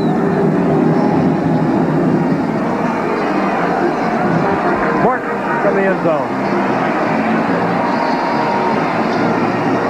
And Morton out over the 25-yard line, taken there by Jeff Rohr. Well, from Dallas, we move on to Kansas City, where the Kansas City Chiefs, big winners over New Orleans yesterday, 47-27, with Bill Kinney throwing 3 touchdown passes. We'll put speedy wide receivers Carlos Carson and Henry Marshall up against that Raiders defense. They'll get Bill Kinney's attention. Oh, well, I'm telling you, Kinney had a super year 2 years ago. He was hurt last year. I think Todd Blackledge came in and played. But he is back. He threw for over 4,000 yards a couple of years ago. Yeah, we'll be there Thursday night, and it'll be a special time on Thursday night at 8 o'clock. Hey, I used to like going down to Kansas City. Those people love their football down there. The stadium, the whole environment is just a real exciting situation. It's exciting for Washington, too. They're down 37-7. I bet they can't believe it. That's Griffin. Keith Griffin looks out of the backfield to the 29-yard line. A gain of 3. It'll bring up 2nd down and 7. Joe, the most amazing thing about Theismann's 5 interceptions tonight is Dallas hasn't really put a lot of pass rush on him. They've only sacked him once, and they haven't had a tremendous pass rush. Well, that's right. I think, again, as we pointed out, he threw in the coverage several times. They just fooled him. I don't know why he's still in the game, personally. We have a whole season ahead of us. Keith Griffin. Bill Bates hits him first, and then he gets a little help from his friends in the form of Dexter Clinkscale. Griffin got about a yard as both Rogers and Riggins now are on the sideline for the Redskins. Griffith is probably saying, why are they feeding me to the dogs? They're paying those guys millions of dollars, and I got to come in here and take a beat now? I got a feeling he likes being out there. It's only his second year. He's not thinking that way, O.J. He's probably saying, throw it to me. Here's the brother of two-time Heisman Award winner, Archie Griffin. On 3rd and 4, Theismann back again. Wide open, this time is Art Monk. And even then, Everson Walls almost got back to get a hand on it. Dallas defenders now are looking for statistics. They're looking for interceptions. They're looking for interceptions, and they're going to have many chances to get some, too. They have 7 of them, 7 defensive backs in the game. As you pointed out, Frank, even though this was a completion, the defenders were certainly in position for the interception had it not been a perfectly thrown pass. 20 of Dallas's points have come off Washington turnovers. That's the time remaining in the game. And it will not go fast enough for the Redskins. I'm quite sure of that. Frustrated all night long. Credit a great defensive effort with the Dallas Cowboys. We'll be back. Heisman had a conversation with Joe Gibbs. 7:31 remaining in the game. You're down by 30 points. What kind of conversation can you have like that, Joe? Well, not a very good one with the coach at this point because the players know what they have to run. Right now, it's pure pride. The Washington team wants to fight down to the end. They're going to hang in there and fight. That's old Joe Theismann. He's a great competitor. He wants to hang in there and fight. So now it's just all pride. Make it respectable. They'll meet later in the year at RFK Stadium. On 1st and 10, Theismann wanted to go deep. And he has to settle for something a little shorter than he liked. A late hit on Calvin Muhammad draws a flag. Well, if that's against Calvin on the player that hit Calvin Muhammad, you know, the back comes up. He sees the receiver go up in the air. He doesn't know if he caught the ball or not. He should hit him. Larry Mark Bright, our official tonight, our referee. Personal foul, unnecessary roughness, number 26, defense. You don't have to hit him that hard, is what I'm saying. Out of bounds. He got him a little late. Malcolm sort of half-heartedly went up for that ball. See now? I don't see it. Michael Downs had his head down, was not even aware that ball was so far overthrown, Calvin Muhammad, that he could not have caught it. The official ruled that it was personal foul, unnecessary roughness, and that'll give the Redskins a 1st and 10 at the 37-yard line. Fans don't like it. I understand why. Theismann just has to get rid of it to save the loss on the sack as Clinkscale is pursuing him all over the field. Barnwell was there, but all Theismann had to do was look at that 40 number and realize that he was not going to get away from Clinkscale. Once again, that wasn't really the pass rush. Theismann had time. The Dallas Cowboys secondary just was doing an excellent job again. There's Joe Gibbs. Remarkable record since he came in 81. He lost the first 5 games. And then, of course, a year later, took the Redskins to the Super Bowl, where they won over Miami. As they looked at Keith Griffin. Good effort by Griffin. Down close to the 20-yard line before Michael Downs finally wrestles him to the carpet. A Redskin first down. Hey, how about that? You see, I could do it more than once. They should have been at our meeting this morning. You would have known how I really like Dallas, huh? Meantime, that last play was a good gainer because the Dallas Cowboys didn't have a middle linebacker or anyone in the middle of the defense that time. There was a natural hole right at the middle. And good running by Keith Griffin. Heisman almost gets his 6th interception by Victor Scott. He was in and out of his hands as Theismann was trying to get it into Muhammad. Actually, Muhammad was open. Theismann just did not lead him enough. Yeah, he just didn't have enough on the ball. He's throwing a lot of passes. It's hot down here. Maybe Joe's a little tired. I don't think Joe's second-guessing himself. He's been around a long time. He's such a great competitor, and he really knows the game. But I bet he's baffled a bit because These interceptions that he's thrown, several of them, or a few of them, are right into the coverage. 2nd and 10. Griffin breaks one tackle, gets inside the 20 to the 19. It'll be 3rd and long. Bill Bates makes the stop. Theismann is 14 of 33, 187 yards, and 5 interceptions. That's the most he's ever thrown. We mentioned that before. Theismann, of course, played 3 years up in Canada before he joined the Redskins. Was originally a 3rd-round draft pick for Miami. George Allen gave a 1st-round Redskins pick for him in '74. He waited to start until 1978 behind Sonny Jurgensen and Bill Kilmer, and he's been the starter ever since. And he has produced many an exciting and thrilling game for the Redskins. This has to be one of his low points for sure. Looking in the corner, Gary Clark. No, he took it out of bounds. The free agent from the USFL, leading receiver for the Jacksonville Bulls a couple of years ago. Gary Clark, not a big target, 5'9", and 170-pounder. The Redskins think he has a fine future as a receiver. He certainly didn't hurt his cause on that catch. That was a beautiful catch. Too bad he couldn't stay in bounds. Special attendance tonight, very few no-shows, 62,292. Stadium holds 63,700. 4th down, Washington. 5:47 remaining on a hot, frustrating night for the Redskins.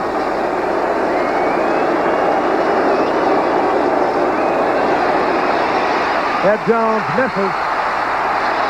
Randy White missed. Theismann still directing traffic in the end zone, all alone. Touchdown, Clint Didier. And give that one totally to Theismann. He got away from Ed Jones. He got away from Randy White.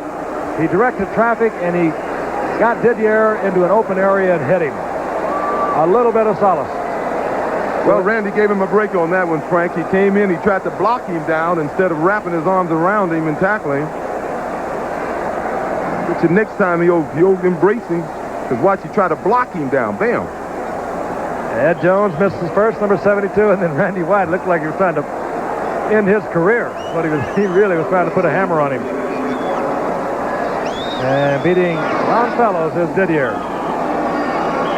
Mark Mosley puts it through the uprights. And now the Redskins trying to get respectable. Trail 37-14. Redskins, the bitter rivals from the Northeast, 37-14. They lost twice last year to the Redskins. Cowboys out of the playoffs last year. The 9-7 record, out of the playoffs for the first time in 10 years. Getting a little revenge this evening. Jeff Hayes tries an offside kick. Ball is free. Flag is down. Somebody, I think, was offside. There was a mad scramble at about the ball had to travel 10 yards. It made that. I tell you, if Pete Cronin would have been looking for the ball instead of looking for someone to block, he would have recovered it. Number 54, the ball was almost hit him in his head. Again, a flag is down. Here's Jerry Markbright. Offside, number 47 kicking team, penalty declined, 1st down, Dallas.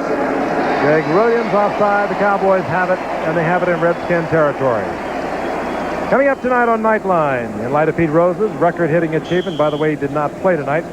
Nightline will present Kareem Abdul-Jabbar, Franco Harris, Howard Cosell, and the son of Ty Cobb. And they're going to examine why some professional athletes stay in their particular game past their prime just to break records. And that'll be tonight on Nightline following your late local news. So stick around with Ted Koppel. At the 48-yard line, the Cowboys, 1st and 10. Danny White gets the ball off to Newsom, even though he had 12 men right in his face. And Newsom will get a Cowboy 1st down at the 38-yard line, 11-yard pickup.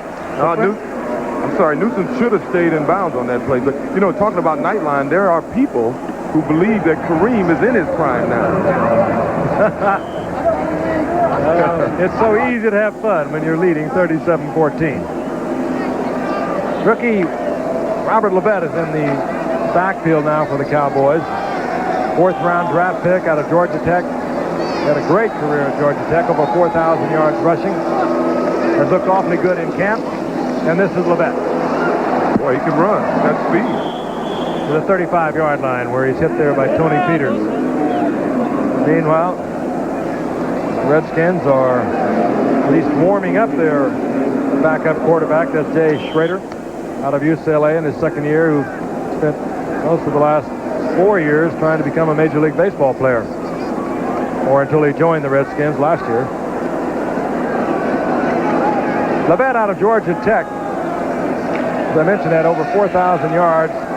He kind of played in the shadow of Herschel Walker. When they drafted him in the 4th round this year, he was stunned when the Cowboys drafted Herschel Walker in the 5th round, I'm sure.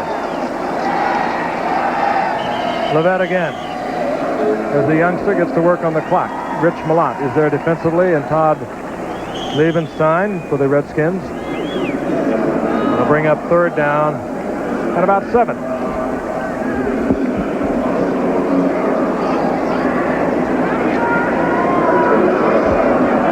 Running the clock, that's what the Cowboys want to do now. You'll see both these teams twice more this season. Washington will watch against the Giants in St. Louis, Dallas against the Giants, and also St. Louis. The Eastern Division of the NFC could be one of the toughest in football this year, if not the toughest. Danny White. Kenny Newsom. And Newsom has another Cowboy first down inside the 20-yard line. Barry Wilburn takes Newsom out of bounds. 3:55 remaining, and Newsom is having a good night. Well, when Dallas throws the ball, they're throwing very safe passes. I'm sure Tom Landry will mention to Timmy Newsom that in the future, when we have this type of lead and at this time in the ball game, just stay in bounds. Yeah, I'm really surprised that they are throwing the pass. Frank, you mentioned earlier about the tiebreaker. I had forgotten all about that. Do you think that's really the reason they're passing the football now? Get off my back. I just want to be the first to say it. It's just like a scrimmage for them. They're working out a little bit. I think maybe Levette again. Look at this kid. Oh, Howard Levette. Youngster from Georgia Tech, 5'11", 199-pounder. Was the leading rusher for the Cowboys and had a great preseason with them. Flag is down. 5.7 yards a carry. He averaged well over 5 yards a carry at Georgia Tech. We have a 5-yard face mask foul. Number 55 defense. It's still first down. Mel Kaufman of the Redskins. Hey, that's hustling on the part of a kid named Robert Levette. I think they may be just trying to give him a chance. That may be one of the reasons they're throwing the ball a little bit. They know Washington is standing in there to stop the run. Give the kids a half a chance to run the ball. John Williams now joins Robert Levette, number 38. Levette is number 29. Williams, USF Feller with Michigan, and then later Oakland. And this is John Williams. Ball is loose, and there's a scramble on the Redskins, I believe, have it. Yes, they do. John Williams on his first attempt coughs it up, and the Redskins get it back inside their own 10-yard line. Darrell Green with the recovery. Mel Kaufman was the man who put the hit on Williams.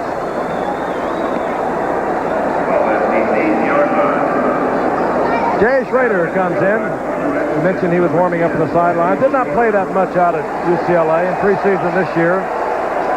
Schrader at 60%, but played a couple of years at UCLA and then signed with Toronto, a baseball contract.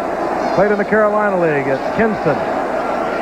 And here's a youngster that well remembers Dwight Gooden. He played in that league also. And he's one of the reasons Jay says that he took up pro football again. Nobody could hit him.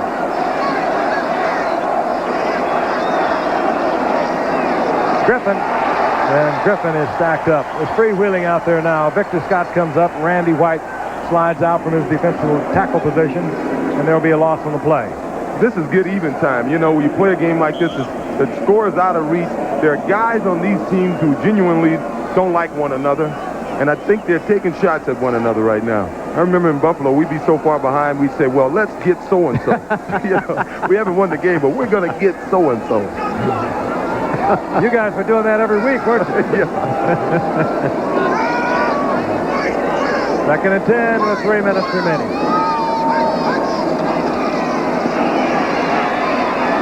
Schrader picked off again. Dennis Thurman, another touchdown interception. The 6th interception of the night. This one put in the air by Jay Schrader. the Cowboys are just sitting back there, literally like trout under a lily pad or something, and they wait till they put it up in the air and pow, they really snap it up. And Dennis Thurman, for all the years he played, that's his first interception and return for a touchdown. That's his 32nd career interception. You would have thought he perhaps would return one for a TD before this one. Dennis Thurman's got to feel nice. All these kids, you know, he's a player coach for this team. Join in the fun. Stepped in on again.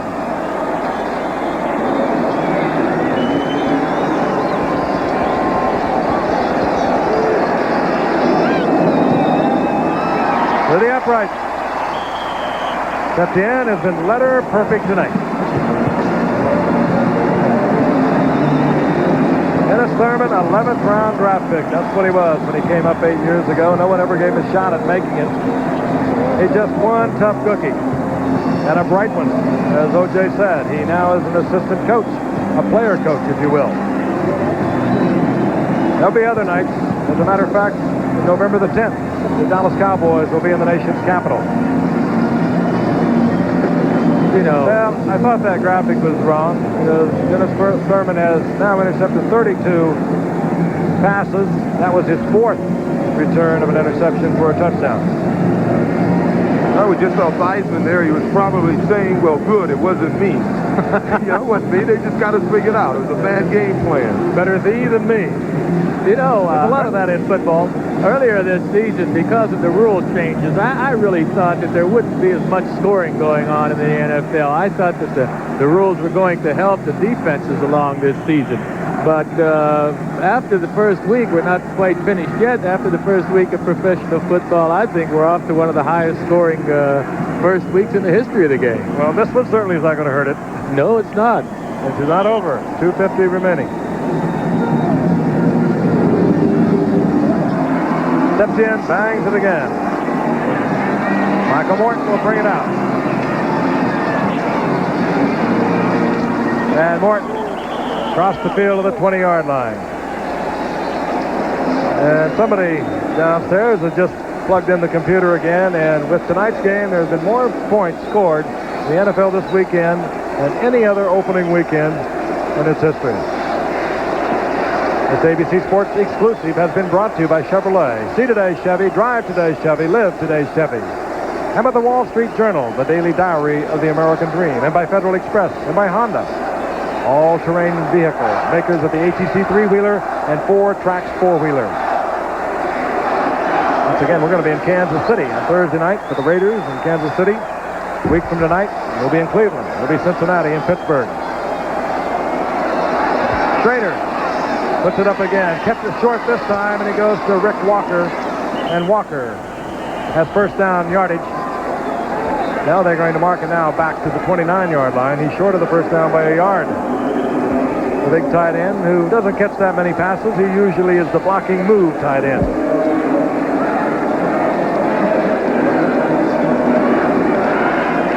Tough night for the Washington Redskins.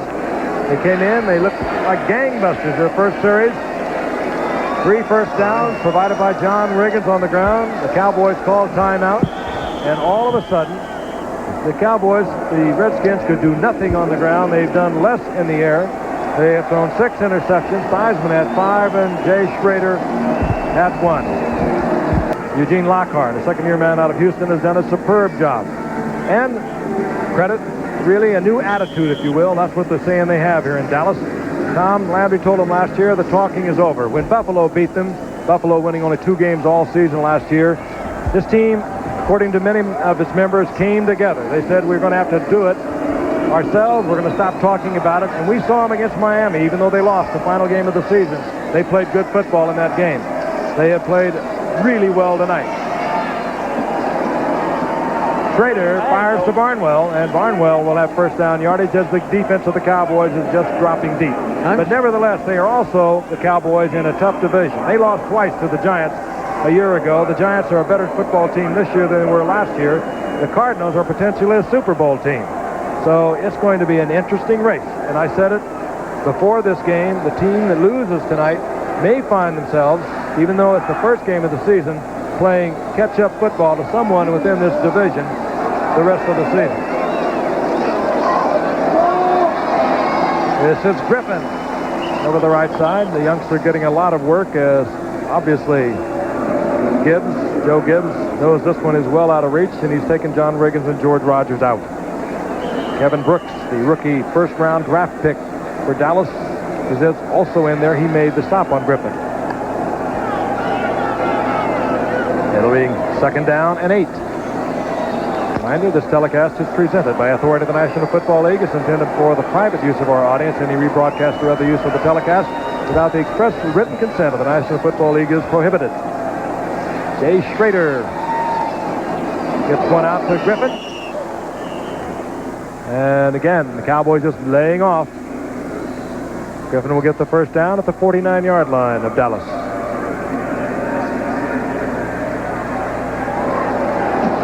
The Yankees have scored 5 runs in the 10th inning. They lead 9-4 over Milwaukee.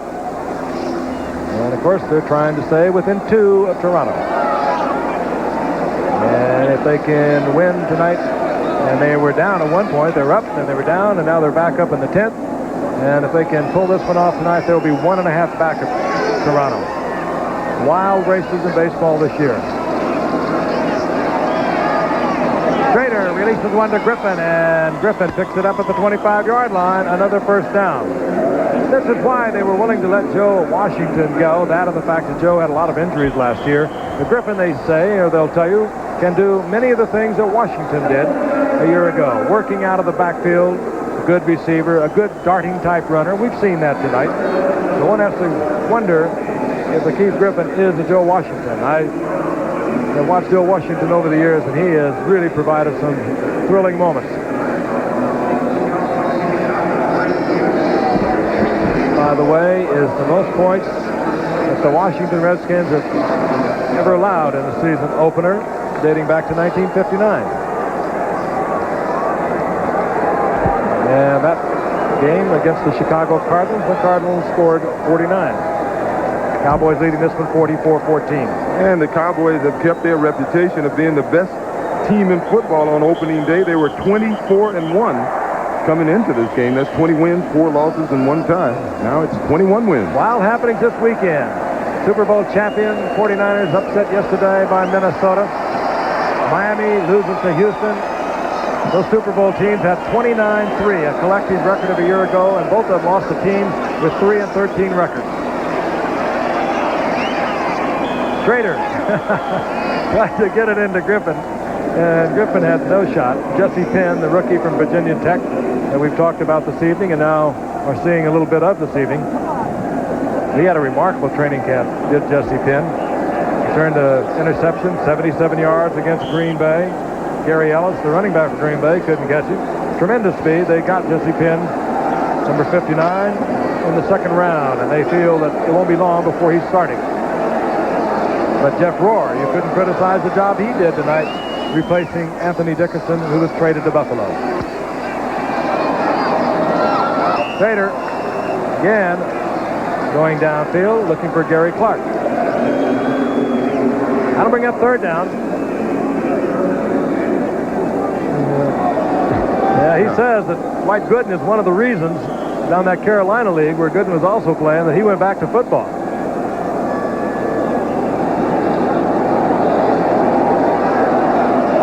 Third down and 10.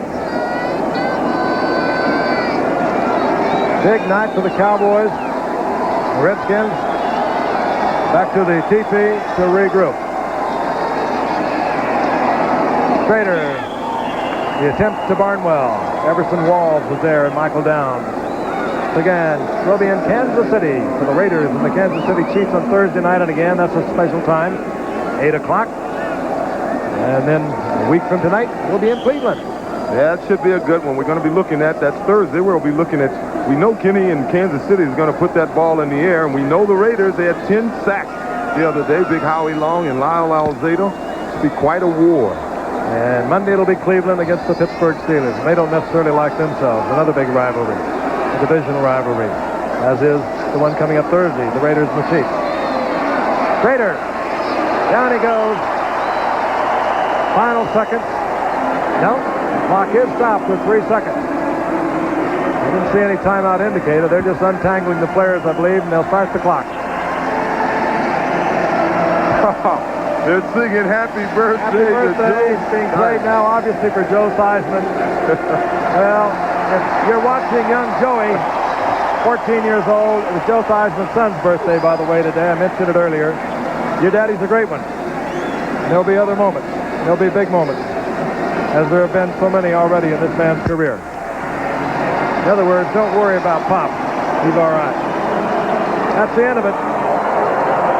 Bad night for the Redskins. They lose 44-14 to the Dallas Cowboys. They play again November the 10th. Once again, the final score, Dallas 44, Washington 14. Travel arrangements made through, and a promotional fee paid by United Airlines. United is the only airline to serve all 50 states. This has been a presentation of ABC Sports, recognized around the world as the leader in sports television. We'll see you Thursday night from Kansas City, the Chiefs and the Raiders. Thanks for being with us.